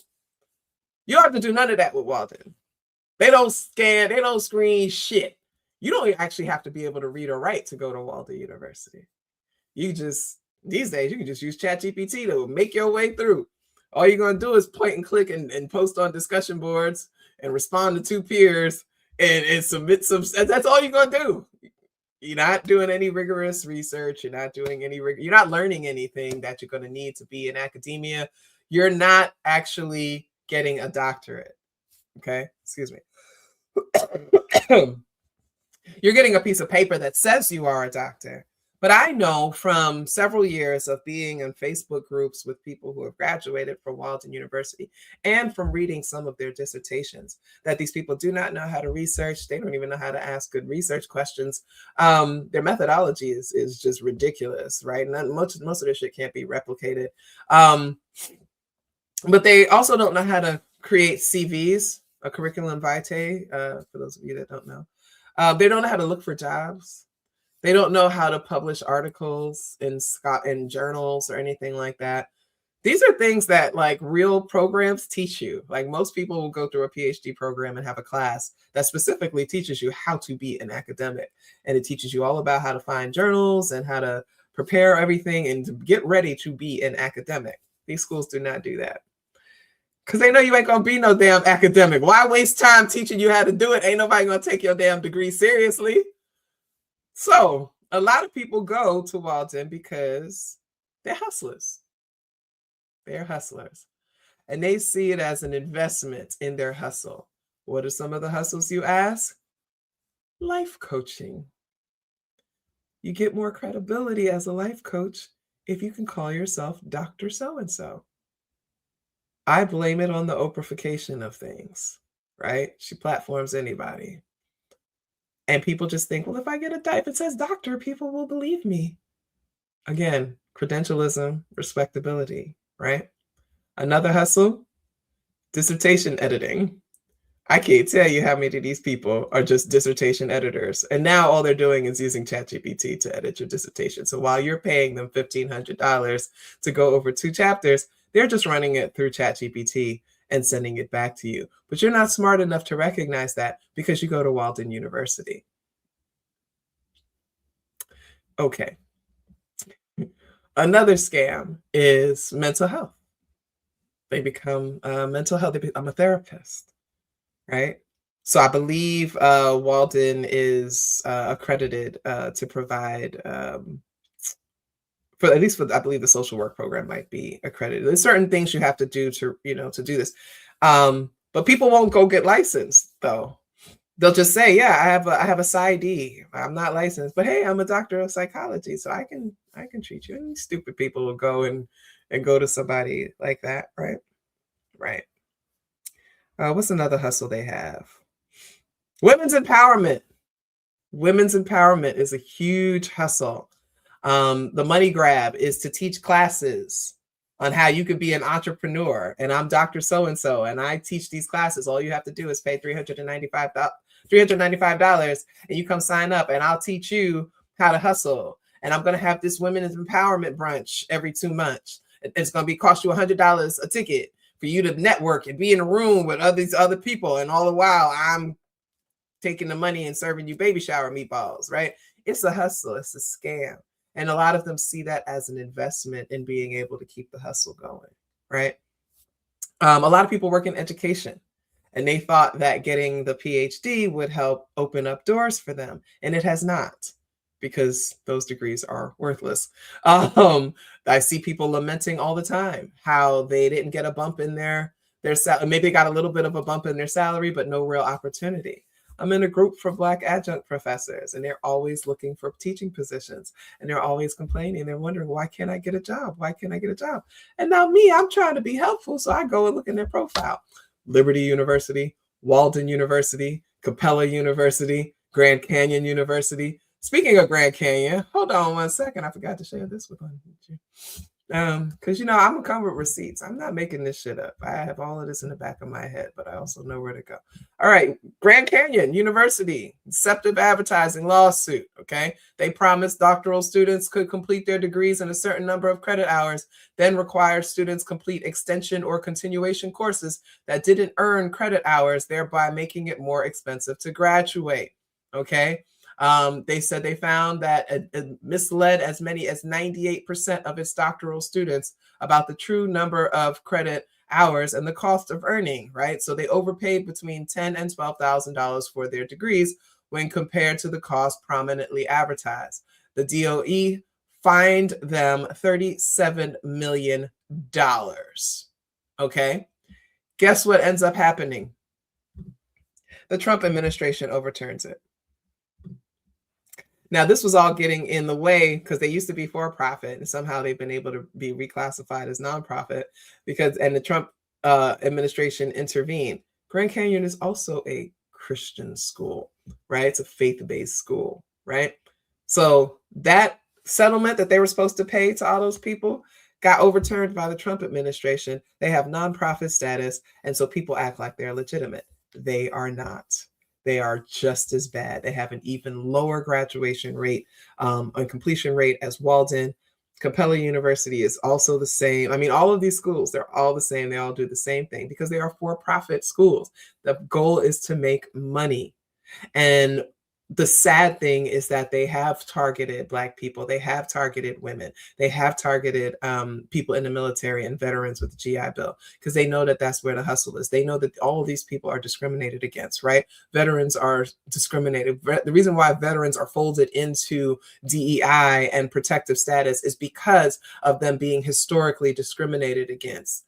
And I was just had an exchange a couple of days ago. This woman was like, she was sharing her husband's LinkedIn and talking about all the positions that he applied to and why he wasn't, he was getting rejected within a couple of hours, like automated rejections. And so she asked for help. And so I went to look and I was just like, oh, it's because he's in the military.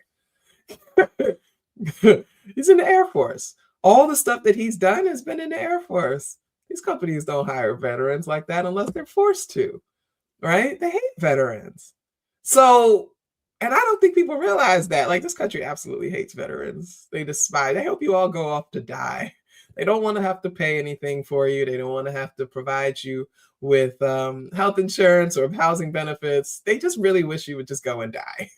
And so, and it's not funny. I'm like very upset about this. My dad's a vet. You know what I mean? Like, but this is what it is. And so he also has his degrees in organizational leadership from Arizona State Online. Okay, these global programs. I also want people to be aware that if you see it says global, it's a generally a for-profit or private affiliate of a legitimate school with a name. So, for example, University of Massachusetts. That system is a statewide, statewide system. But they have UMass Global, which used to be Brandam, I believe. I forgot. Something like that. Somebody can fact check me. Used to be that until it was acquired as an affiliate of UMass. And so they can use the name, but you'd have to put UMass Global on your resume. Now, some people won't put the global. Purdue has it the same way. Purdue Global. UMD, I believe, has a global. Anytime you see that global stuff, it's the same online kind of hustle, the same kind of degree mill, the same kind of situation, right? Distance learning, usually for profit, and they usually hand it out to anybody who can pay and make it to the end and exhaust all of their funds to get it. Southern New Hampshire is also another one that is that. No, they're not for profit, right? So they have been able to classify as not for profit, but they also are open access and they accept anybody, and you do not have to be able to read or write to go to these schools. And I have to stress this. You don't have to be able to read or write to go to these schools. Most of the students today just use ChatGPT. All you have to do is answer a couple of discussion boards, answer one discussion board question, respond to 2 peers, and maybe you have an assignment for the week. You have 8-week classes that are facilitated by proctors. All of the school's curriculum is already set. They hire people, pay them $2,000, $2,500 to just basically click, click, click, click, click, give them grades. If you give too many people Fs, you get in trouble because you're messing with their money. But, it is what it is. So this is where we are, right? It's estimated that 1 in 4, is it 25% or 1 in 5? I'm gonna say 1 in 5 to be safe. Yeah, it's 1 in 5. It's estimated that 1 in 5 degrees that Black people in this country get come from for-profit schools or these degree mills, right? 20%. What is that doing? Right? So we have already seen the effects of that, right? One, it's the debt, right? So because let's stick with Black women. So they're targeting Black women. Black women are saddled with student loan debt, disproportionately saddled with student loan debt, right? They're not getting the jobs that they need to increase their income to be able to pay off the student loans from these schools. And then most of them are not finishing, right? When you have a graduation rate that is under 50%, that means the majority of people are not finishing, right? And that's an issue with HBCUs too. I think they collectively have a 36% graduation rate, like 6-year graduation rate, which again, a lot of issues that are going on there, okay? But it is what it is, right? They're not finishing. They're stuck with debt. They don't have the degree. Or if they do have the degree, they're not really seeing any career boost or advancement. Because first of all, what do you need a PhD for, right? A lot of people don't even know what PhD stands for.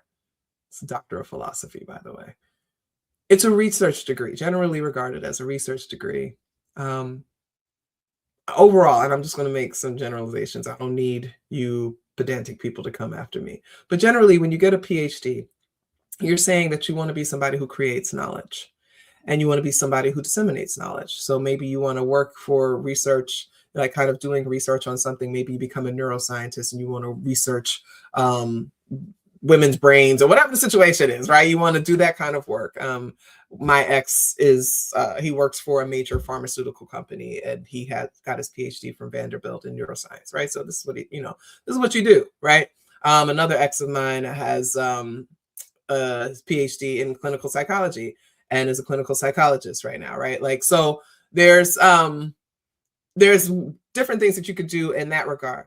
But most people who get a PhD generally tend to go into academia, and they become professors, they become researchers, they publish research, they conduct research. You got the STEM folks, you got humanities. That's what you do. That's why you go and do it. You know you ain't gonna make no damn money on, especially on the humanities side. You might be able to make a little something, maybe you get tenure and you got job security and shit like that. Ain't nobody going into this to ball out, right? That's not why you're going to do this. Most people have to be really passionate about knowledge to do this. You are a doctor of philosophy, right? Hi, I've created theories, folks. My most recent theory is Afrocentric film theory. Like, I've actually produced knowledge. When I die, there will be people using my theoretical framework to understand film and television. That's what you do. So when you go to Walden and you get a PhD in organizational leadership and you still a middle manager because you ain't learned shit, what was the point? What was the point? And the reason why I keep talking about organizational leadership is because you easily can get that with an MBA or MSW. I know, because I'm looking at my MSW in organizational leadership and management that is right on the wall. You don't need a PhD for that. You don't need a doctorate for that. That's usually the wall, right? So they're throwing these are money grabs. Also a money grab is the DBA, the Doctor of Business Administration. The MBA is one of the strongest degrees that a person can. So there's some master's degrees that are like terminal degrees. The MFA, Master of Fine Arts, the MSW, Master of Social Work, the MBA, Master of Business Administration. Those really function as terminal practitioner degrees. You don't actually need to get the doctor part unless you're trying to, again, teach and do research. So you have your research degrees, and then you have your professional degrees. Some of the professional degrees are the PsyD, the EdD, the Educational Doctorate, the Psychology Doctorate, the Doctor of Business Administration, the Doctor of Social Work, right? All these things, these are practitioner degrees, they're professional doctorates. Usually there's no funding for those programs. You pay out of pocket, and a lot of people take loans. These for-profit schools and these degree mills have been printing them off to the point where they're starting to devalue the degrees themselves. Now, again, this is no disrespect to because some people I love have these degrees. I actually got them from legitimate degrees from legitimate schools, and they're actually doing legitimate work. So shout out to them. I'm not talking about that. But the effect that I know we're starting to see, and that we will continue to see, is that all of us are, because we're Black, and that's what tends to happen in a racist society, we who have the legitimate degrees end up being looked upon and folded in with the 1,536 people that got degrees from Walden University over a 5-year period, right? And that's part of the assumption that gets made. Now, people be beefing between, professional degree, doctorates and research. I don't get into that. You did your work, you did your dissertation, you studied something, you made a contribution to the academy, you're doing the work that you need to do, whether you're in the school system, whether you're providing mental health support to people, whatever, you're a professor, whatever you're doing, fight the good fight. The people who are not doing that are the people that are going to these schools because they can't. Because they submit their resume, because they don't have a CV, because nobody taught them what a CV is. They submit their resume and wonder why they're not getting any calls. They're not getting any invitations to interviews. So I'm in this group, and I've had to turn down some adjunct positions because it's not hard for me to get an adjunct position. I actually have a legitimate degree. I actually have research under my belt. I actually have teaching experience that I got in my legitimate program. That's another thing. These for-profit schools do not give you teaching experience. You do not get research assistant experience. You don't learn how to be an academic. You don't learn how to function in that. Again, that makes these are just pieces of paper that you can just put on your wall and just tell people, I'm a doctor now. And then you'll notice them because they tend to be the ones to change their Facebook names to Dr. So-and-so. The rest of us don't give a shit. We really don't give a shit. It's not that serious.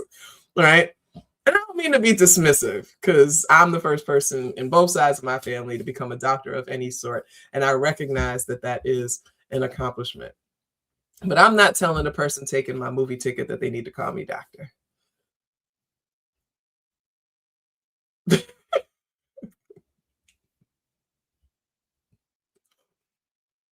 That was funny. I'm not laughing out of anger for that. That was actually just funny. So where we are, we have a crisis. We have a crisis. And it's getting out of control. This is also tied to the whole thing. You guys know I rant and rave about this shit all the time. This is tied into, we've been here for a while, shit. This is tied into the whole thing about Black women being the most educated, right? I have to debunk this all the time. And every time I try to debunk this, there's going to be sisters that come behind me calling me a hater, telling me to shut up, all these kinds of things. Because it's not true. Black women are not the most educated. It's a statistical impossibility in the United States. I have another video where I did a deep dive. We don't have to get into that, right? But the people most likely to say that are the people who go to these schools, these diploma mills, these degree mills, these for-profit schools. Never beating the allegations. See, the thing is, to be a doctor of philosophy, you have to be smart. Baseline. You have to be able to read. You have to be able to write. You have to be able to do critical analysis. You have to be able to synthesize things. You have to be able to absorb and understand massive amounts of information. Okay? You write a dissertation that has 15 pages of citations, and you had to read all of those. I think I'm having a reaction. PTSD. You gotta read all of that. You gotta read it all. You can't let ChatGPT do it for you. You actually have to have some fucking knowledge. Why do y'all think I know so goddamn much? Every time you talk to me online, I got an answer, don't I? Because the bitch reads. I read for fun. I read dark shit for fun. I read fucking studies on shit for fun. Every time you see people saying that needs to be studied, I'm like, but it has been. And here's the link to the study because I read this shit for fun. So the goddamn dork is going to be alone on Valentine's Day tomorrow.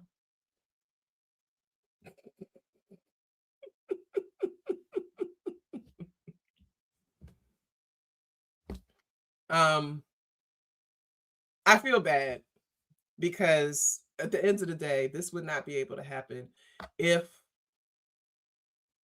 people had access to the information about this stuff. If people knew better. When did I start learning about this? My mother put me in a private school when I was in 6th grade. Like, she knew the public school wasn't it. My mother didn't have a whole lot of money, but she was definitely starting to search for options of what I could do because I was smarter than my freaking teachers in public school. And I was getting into a lot of trouble because I was repeatedly correcting them and telling them that they were wrong. And they didn't like that, right? A little Black girl telling a white Jewish woman that she doesn't know what she's talking about and that her eyeshadow is ugly is probably not the best thing. Okay, this is before I was diagnosed with ADD. I was one of the last generations of folks to be actually diagnosed with ADD before the H was there. That's how long I've been diagnosed. You heard? So I had these issues growing up, but my mother knew that part of it was I was not stimulated enough. And so she found a school for me to go to. So I've been going. So I started private school in 6th grade. You all know that I also went to boarding school. This is where you start learning about these things. You start learning what a PhD is. You start learning to strive for those things. You start learning about networking and the tests you have to take and getting letters of recommendations and what it means to study these things at these levels. They teach you this. That's why they call them prep schools. They're preparing you for this. They're preparing you for these elite colleges and universities. They're preparing you to be a part of a particular echelon in society. That's why they cost as much as they do. You're paying for a name, you're paying for the networks, but you're also paying for the education. And education that I received since the 6th grade was way more advanced than those of my peers. I say that. I don't say that to be like, I'm the shit. No. I was already the shit before I went there. But it's just to point out the gap. Two people can be from the same exact community and have two different trajectories in life because of this kind of thing. And so if you don't know these things, and if your parents are struggling with literacy, and if your parents don't have the intellectual curiosity, they're not going to find it out for you. And if you don't have the support of the people around you, it's very hard to navigate this. And so what ends up happening is, particularly among African Americans, and I'm specifically saying African Americans, because the first generation experience is often very different, right? African Americans have been disenfranchised from this. We have not had the access to these kinds of things. So maybe you learn about it if you get to college, right? Maybe you learn about it in undergrad. So when I was in undergrad, I was a McNair scholar. I wanted to be a Mellon scholar. They said I wasn't good enough. That's okay. But I was a McNair scholar, Ronald McNair, right? Black scientist and really great guy. And that's when you start learning, like, oh shit, this is what this is about. They start preparing you to become a scholar then. Now, if you're not getting access to that, you don't really know what it takes for this stuff, right? Like, you really don't. And so we're seeing a lot of people who are unfortunately being manipulated because of the ignorance of what higher education is. And so there's a lot of people like me. I'll talk about this shit every day because I'm trying to help people. And I have helped people. There are people who have come to me and have thanked me for talking about this stuff because it stopped them from making a bad decision. A lot of people don't know that Walden should never be chosen over your local state school, right? If you're State College of New Jersey, University of Texas, University of California, University of Massachusetts, always choose those schools. City University of New York, State University of New York, always choose those schools over these for-profits. But people talk about, well, it was online, it's convenient, I have to work, I have kids, I have all these things. They have a whole advertisement for that. I was trying to find it, but I actually think I got kicked out of a group that I was in that I posted it. I think they finally kicked me out the group. They got tired of me talking about for-profit schools, I think. I don't know if Dr. Hall's still here. You need to go check in the PhD group and see if I'm still in there, Doc, or if they kicked me out. A while ago, I put Dr. Hall onto the group so we could laugh at them together. But anyway, so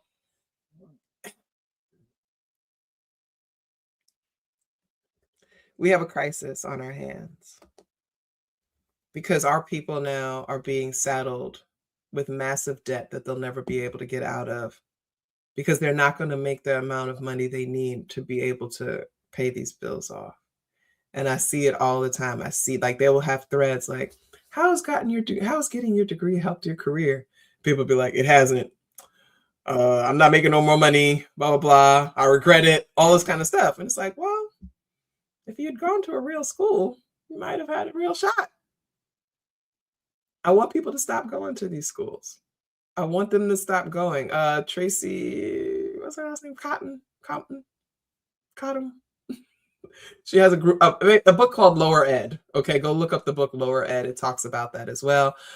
Yes, you're right. PBS Frontline has a documentary on it. A lot of people have been talking about these for many years now. But again, you got to be able to read. You got to be able to research. The number of people that I've seen in these groups who say they never knew that you can get funding for graduate school, again, it reflects the ignorance, right? I knew that if I ever got a PhD, and I had gotten into another school, I don't even get into this story because a man came along and I was stupid. But anyway, I always knew, I was like, they taught us early, don't pay for a PhD. Professional doctorate is different because there isn't a lot of funding for professional doctorates, but a lot of people can get tuition reimbursement from their companies where they work or their organizations where they work, or they support them in doing that. So a lot of people are able to do that. So people take out loans or whatever. And then there are a few funding sources for professional doctorates, but not as many. But I was always taught, no, you don't pay for a PhD. They're supposed to pay you. They're paying you a salary, it's a small salary, a stipend. They're giving you health insurance. They may even give you a place to live. They're covering your tuition because they're investing in you becoming a scholar. They're investing in you becoming someone who creates knowledge. This is, again, why so few people have PhDs. Not everybody can create knowledge, y'all. And that's the other issue, right? In this social media cultural flattening that we've been experiencing for the last 20 years, we're putting the kids and the adults at the same table. We're allowing students to think that they're at the same level as teachers. We have seen a death of the expertise or the respect for expertise. We're putting people in the same spaces so they believe that they're all the same. And they're not. And we need to stop acting like that. I know people want to advocate, well, it's breaking down barriers and we're not gatekeeping. And no, some shit needs to be gatekeeped. Because some of you motherfuckers are just stupid. And you don't need to be in conversation with the people who are actually smart. In fact, the only thing you should be doing is listening to them talk and take notes. Because we have moved so far away from that because social media gives us access to all different types of people all the time. It puts us all in the same room. And we should not always be in the same room, not at least socially. You can call me elitist for that, but I'm sorry. Like my profile says, I quote John Henrik Clarke. You don't even know who the fuck John Henrik Clarke is. So again, why are you talking to me? But anyway, I quote him saying, I only debate my equals. All others I teach. You're not equal to me. You're not my intellectual equal. So I'm not going to debate with you.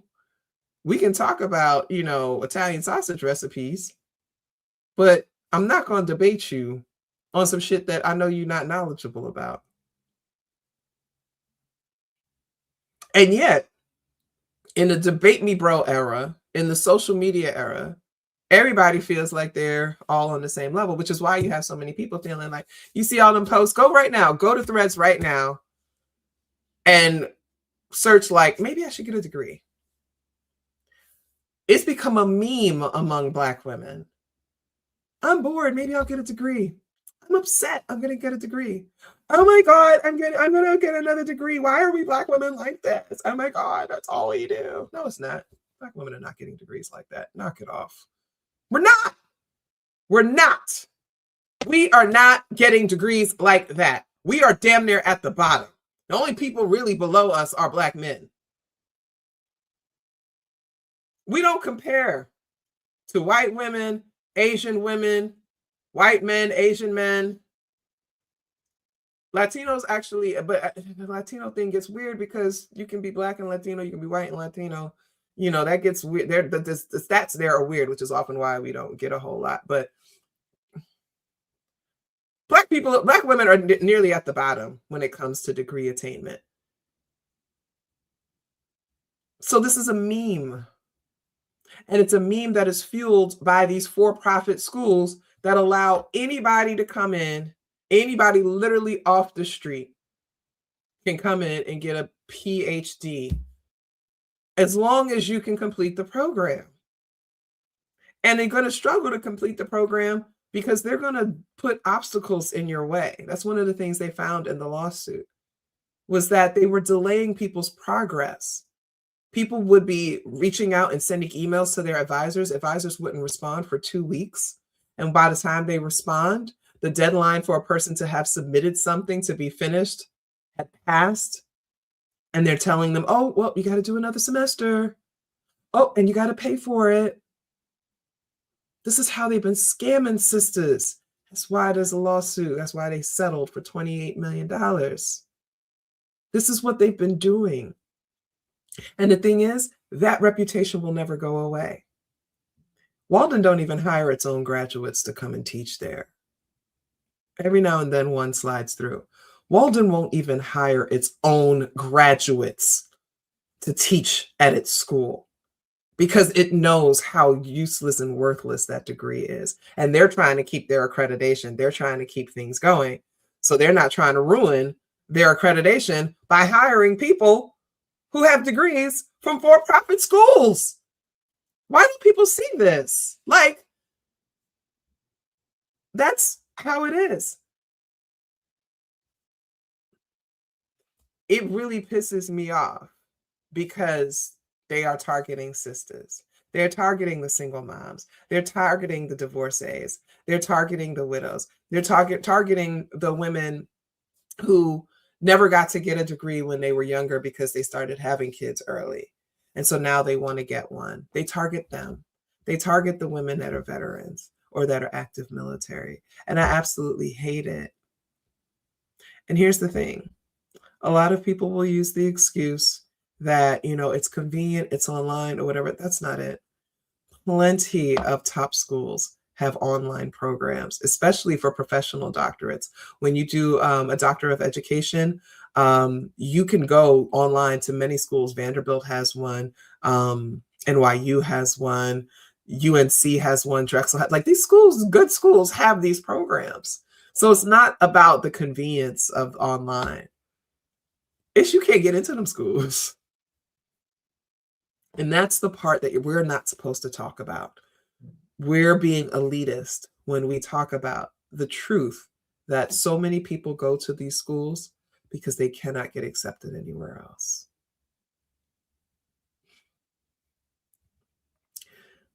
I would never pay for a PhD just because I don't think that it's worth it. I don't think that there's an ROI that makes it worth it. Especially not today, the way they're shuttering universities, they're getting rid of entire departments, they're rolling back, you know, all fund like research funding and grant funding and stuff. Like, no, it's not worth it. I wouldn't. I got it because mine was paid for. Like I was one of those fully funded people who was teaching, was expected to teach 20 hours a week and had my tuition covered and all those kinds of things. Ain't no way I was going to do that and have to come out of pocket. Are you fucking kidding me? Absolutely not. You want me to be a scholar, you pay me to be a scholar. That's how it's always been. That's how I'm going to do it. And so that becomes a source of tension too, because, you know, they'll say, and maybe it's a little elitist to say that, but they'll say like, if you get an acceptance without an offer of fund, although that has changed, and I'm going to say that has changed in recent years just because of the Trump and how they've been gutting the schools and stuff. And so much funding is being lost now that they're actually not able to fund a lot of PhD students anymore. But the legitimate schools have been like, well, we're just not accepting people because we can't fund it. We would rather not accept people than accept people and have them pay for it, because they know that charging students to get a PhD lowers their reputational value, right? Unless you're a public university. Public universities tend to allow that, but Harvard ain't fitting to let you come and get a PhD and pay for it. They're just not, right? So anyway, but before that, ain't no way. Absolutely ain't no way paying for a goddamn PhD. Nope. And we would say that if they offer you acceptance without funding, it's a soft rejection. And basically they're saying, we don't think that you're good enough or have enough potential to actually invest our money in you, but we'll let you come along for the ride. That's kind of what they're saying. I know that might piss some people off, but that is kind of that's how it's seen. I just wouldn't do it. I just wouldn't do it. So these for-profit folks, they're making a lot of money from people maximizing their Grad Plus loans to pay them because they can't get into other schools. I was talking with somebody online and she was talking about she had like a 3.2 GPA, and I was like, girl, you ain't getting nowhere. I'm not trying to be an asshole, but you ain't getting no funding nowhere but no goddamn 3.2 GPA. What are you talking about? But again, it's like, why is that your goal? You know you're not good in school. You know that you struggled through undergrad. You know that you're not a strong writer. You know that you're not that good at research. Why do you want a PhD? Why do you want to get a doctorate? Mostly the answer is, I want to be the first one in my family, or it would be nice to be able to call myself doctor. beloved, you might not be smart enough for this. And I hate to say it, this ain't about race or class or gender or anything. You might not be smart enough. Somebody asked, is there funding for law school? Not really. You coming out the fucking pocket for that too. Same thing with medical school. Okay, so these are more I'm gonna shut up. These are more professional degrees because people get into it about it. They're like, I have a JD, that's a doctorate. No, it's not. A JD is like a master's degree. Let's be honest. It is. It's like a master's degree. It's a 2-year program, maybe 3. But they do have, like, you can get a PhD in law. Like my homegirl is a JD PhD from Stanford, and she's teaching at UCLA. You can do that, but like an MD is a professional. Like, come on, like you're going to be a physician. You can be a PhD and study medicine and teach medicine at the university level. Of course, you can be a MD PhD or a PhD MD, whatever, however they put that. Of course, you can do that. But the doctors of philosophy are the original doctors. The MDs just used to be called physicians. Bet you didn't know that. All right. So I just wanted to say, oh wait, here we go. Let's see. Somebody said, at the top of the list is Walden University's general psychology doctoral programs, where students graduate with a median $175,633 in student loan debt. And just think about how that grows, right? You've seen the horror stories just from undergrad. I took out $20,000 in undergrad. I've paid $20,000 over the last 10 years. I still owe $40,000. Yeah, it's the same thing here. And so almost $200,000 in student debt for a general psychology doctoral program. Come on, guys. But that's because you couldn't get into a reputable program because you're not smart enough. While their anticipated earnings are just over $72,000. Ain't no way. Ain't no way. Jared doesn't bother with it since we typically, like, you ain't got to worry about all that. You know what I'm saying? Like, there's certain fields you go into, you don't need it. So that's the thing. Business is the same. So this DBA thing, that shit is nonsense. You do not need a doctor of business administration to do most of the work that you do in the field of business. An MBA literally is a strong degree, especially if you get it from like HBS or Wharton or something like that.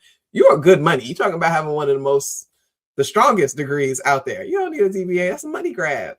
It's a money grab. HBS and Wharton don't offer DBAs. That should tell you something, right? So, right. Because you can't get licensed with it. Exactly. But again, ignorance, right? People don't know this. And so, like I said, I'm in these groups with people who want to be doctors of philosophy, but didn't bother to research the school that they want to go to. The foundation of everything we do is research. There's so many things I post on Threads that I sit there real quick. Let me just look this up and make sure that I know what I'm talking about. I think I do, but let me research and this is what we do all day, every day. This is how we think. You didn't even think to research Liberty University and find out that they cover up sexual assault, that they have so many incidents of racism, that they're sexist and homophobic as shit. You didn't research to see that they're on the board of Project 2025. How good of a doctor of philosophy are you going to be when you can't even do that kind of basic research? You see what I'm saying? Or you go into a group for Black adjunct professors and you ask people, well, how do I do a CV? So you're telling me that you got a master's degree from Walden and you're in a doctoral program at Walden and you don't know how to go to Google and type in, give me examples of a CV, or how do I write a CV?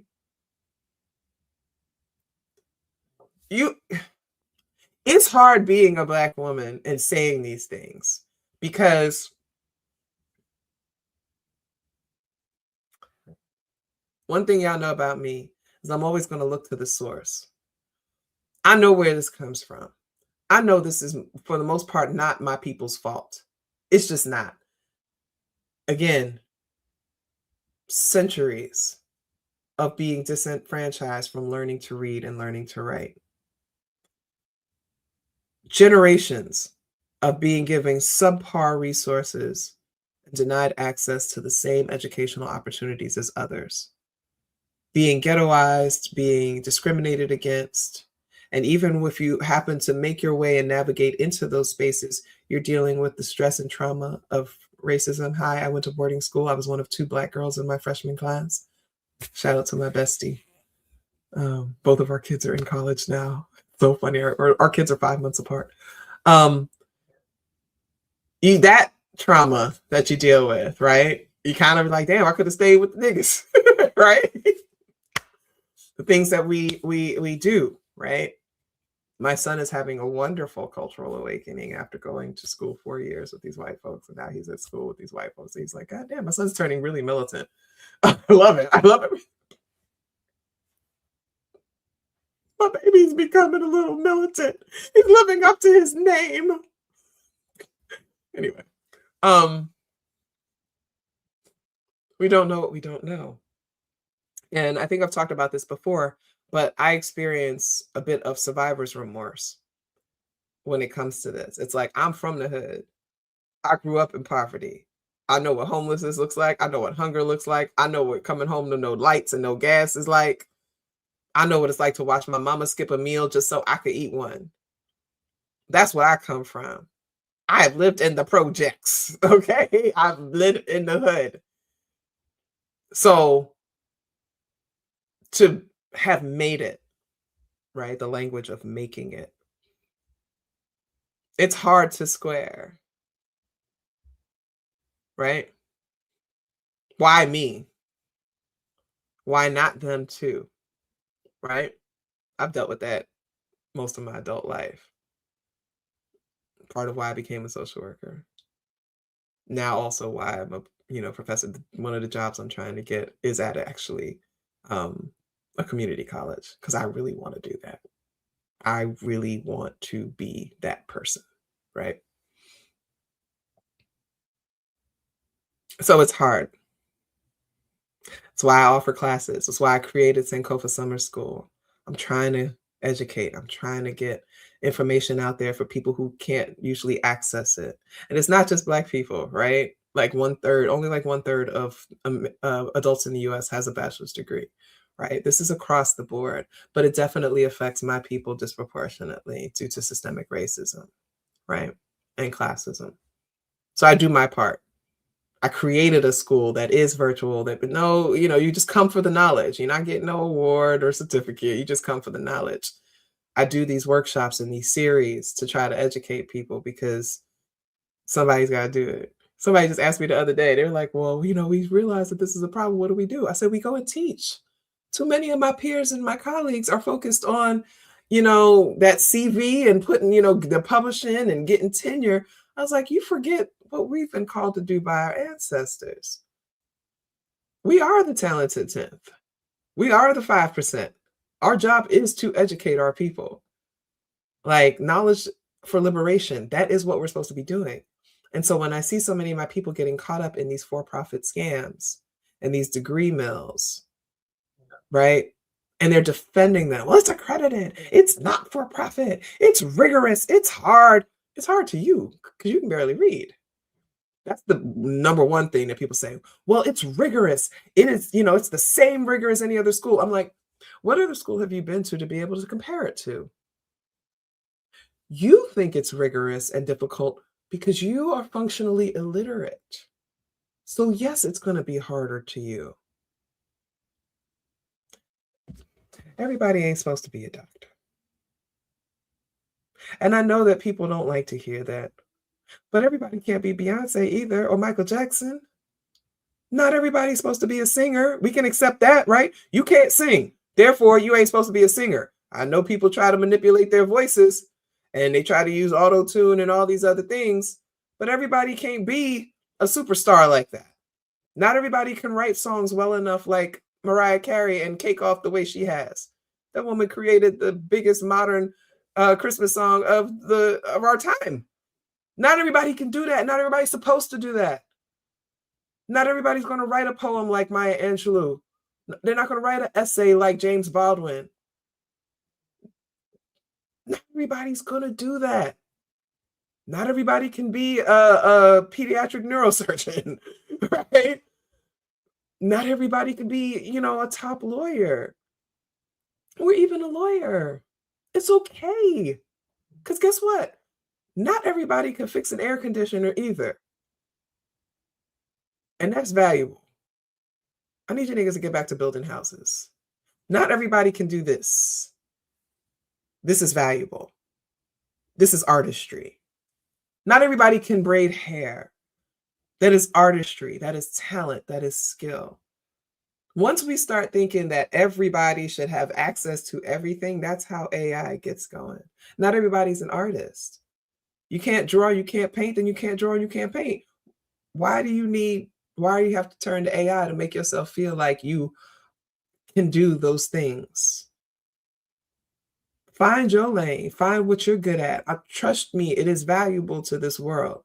Whatever your contribution. Some of you take care of kids really well. You love them little crumb snatchers. When we be wanting to throw them out the window, you be wanting to hug them. Your role in your community is to provide childcare. We love that for you. You should be paid more, absolutely, but that's your contribution, right? And I want people to start thinking more about that. You don't have to have a PhD or a doctorate. You don't even need a master's degree. I know it's hard trying to make money and things like that, but that's not why you get a PhD. Ain't no goddamn money in this. We all know this. So, well, maybe we don't. Maybe people don't know that. They don't know that PhDs don't make no fucking money. Maybe they don't know that we be eating peanut butter jelly sandwiches, man. Maybe they don't know that. You know? So, you know, that's my little, it was a long rant, a deep dive. We've been here for a long time, y'all. And I'm glad that you stuck it out with me. You've been here with me. This is one of the longer lives that I've done. But this is important. And it's all tied in, right? Like all of this stuff, all this political stuff is tied in. And the for-profit thing is a major thing because it is in Project 2025 to try to loosen the restrictions on the accreditation for those schools to make sure that they can get more funding and all these kinds of things. We know that the president started his own for-profit school as a scam and a hustle. It's like people could recognize Trump University as a hustle, but not Walden. Or not Liberty. Like, I don't understand. It's the disconnect, right? So, yeah, the degrees, you know, it's absolutely it. They're part of the American scam to monetize social mobility. Absolutely. Absolutely. And thank you for saying that, because that's really it. They keep us, they do their best to keep us at the bottom through discrimination and violence and denial of access to things. And then they want us to pay extra to try to get that access. They want us to pay for the keys to unlock the gates. And they're only going to let a few of us in to dangle us as carrots. This could be you. You could be one of our monkeys too, if you just pay this money, right? So anyway, I love y'all. I do. I had to make up for not being here on Tuesday. I love you all so very much. I do. I believe in you. I believe in what we can get done. I believe in the promise of our future. I also believe in guns. So please go get a gun and go get trained. Please go to the range. If you haven't been in a while, go shoot. I actually need to go do that myself. It's been a couple of months. I haven't been to the range. Go shoot. Go learn how to shoot. Go be ready to shoot. If you're afraid to have a gun, learn how to wield a machete. Revolution is coming. Revolution is coming. And I need you all to be prepared. Oh, just before I go, shout out to Minneapolis. Shout out to Minnesota. Shout out to the protesters out there.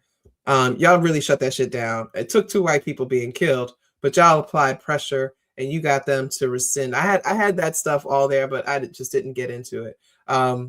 They are pulling ICE out, that whole swell of ICE that they had. They're pulling them out. They caved. They realized that they can't keep it up anymore. Trump is also trying to garner some favor now with the Epstein stuff. So he's starting to fall back from some of the things that he said he was going to do. He's starting to roll back some things, trying to curry favor. Don't fall for it. It's all because of the Epstein files. He wants you to love him. And he realized that people have gone too far. We're going to start to see more of a shakeup. Bondi's days are limited. Kash Patel's days are limited.